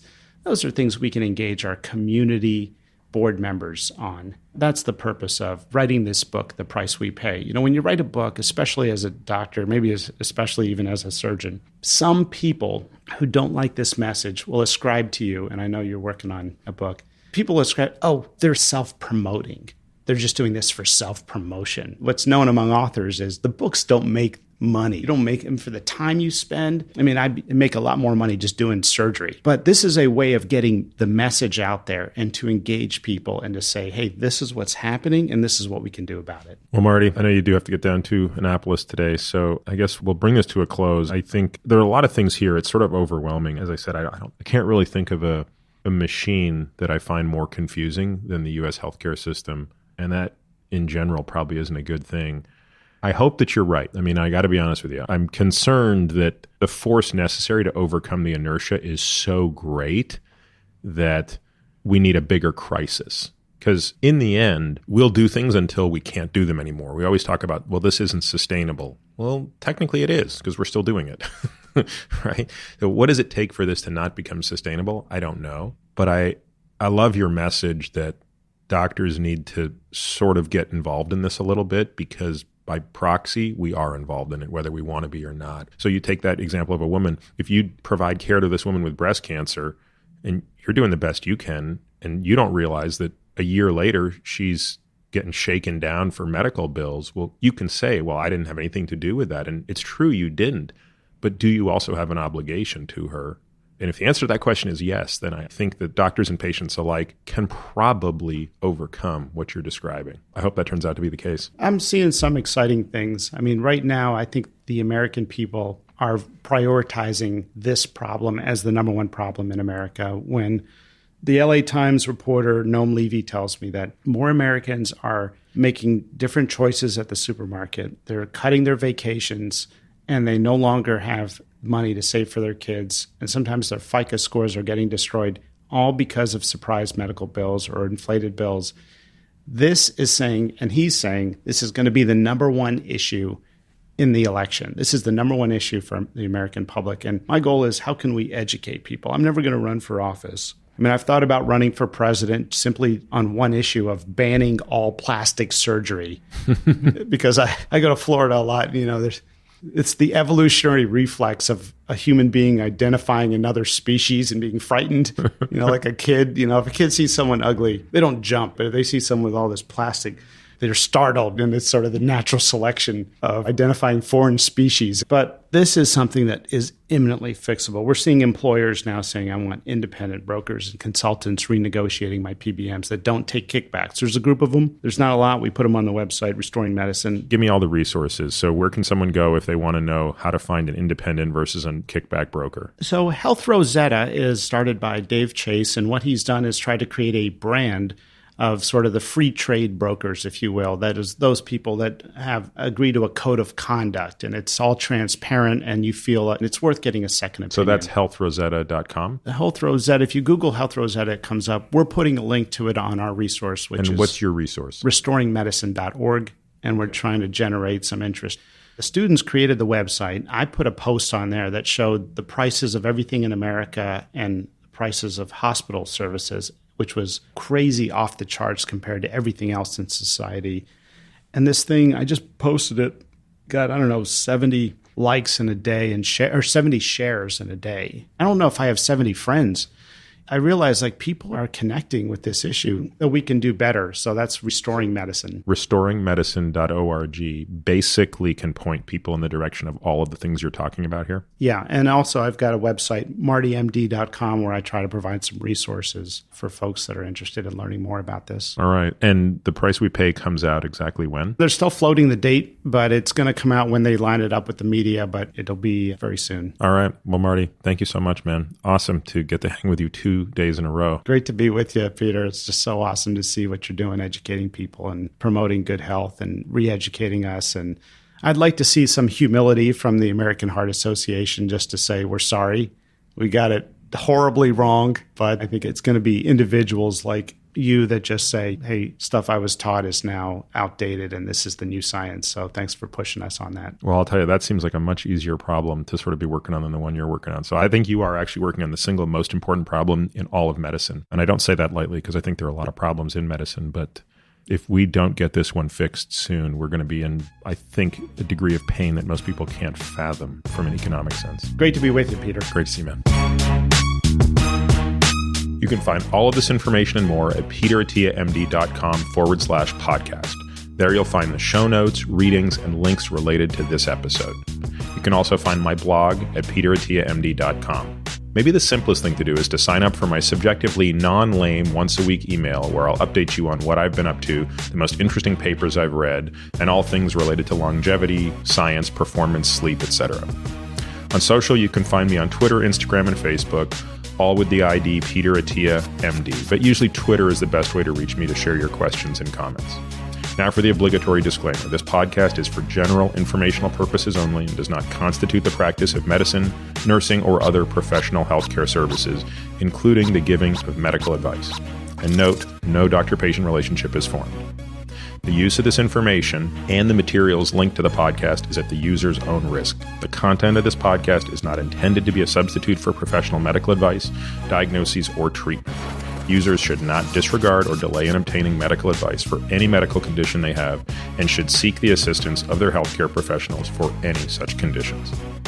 Lastly, and perhaps most importantly, I take conflicts of interest very seriously. For all of my disclosures, the companies I invest in and/or advise, please visit peterattiamd.com/about.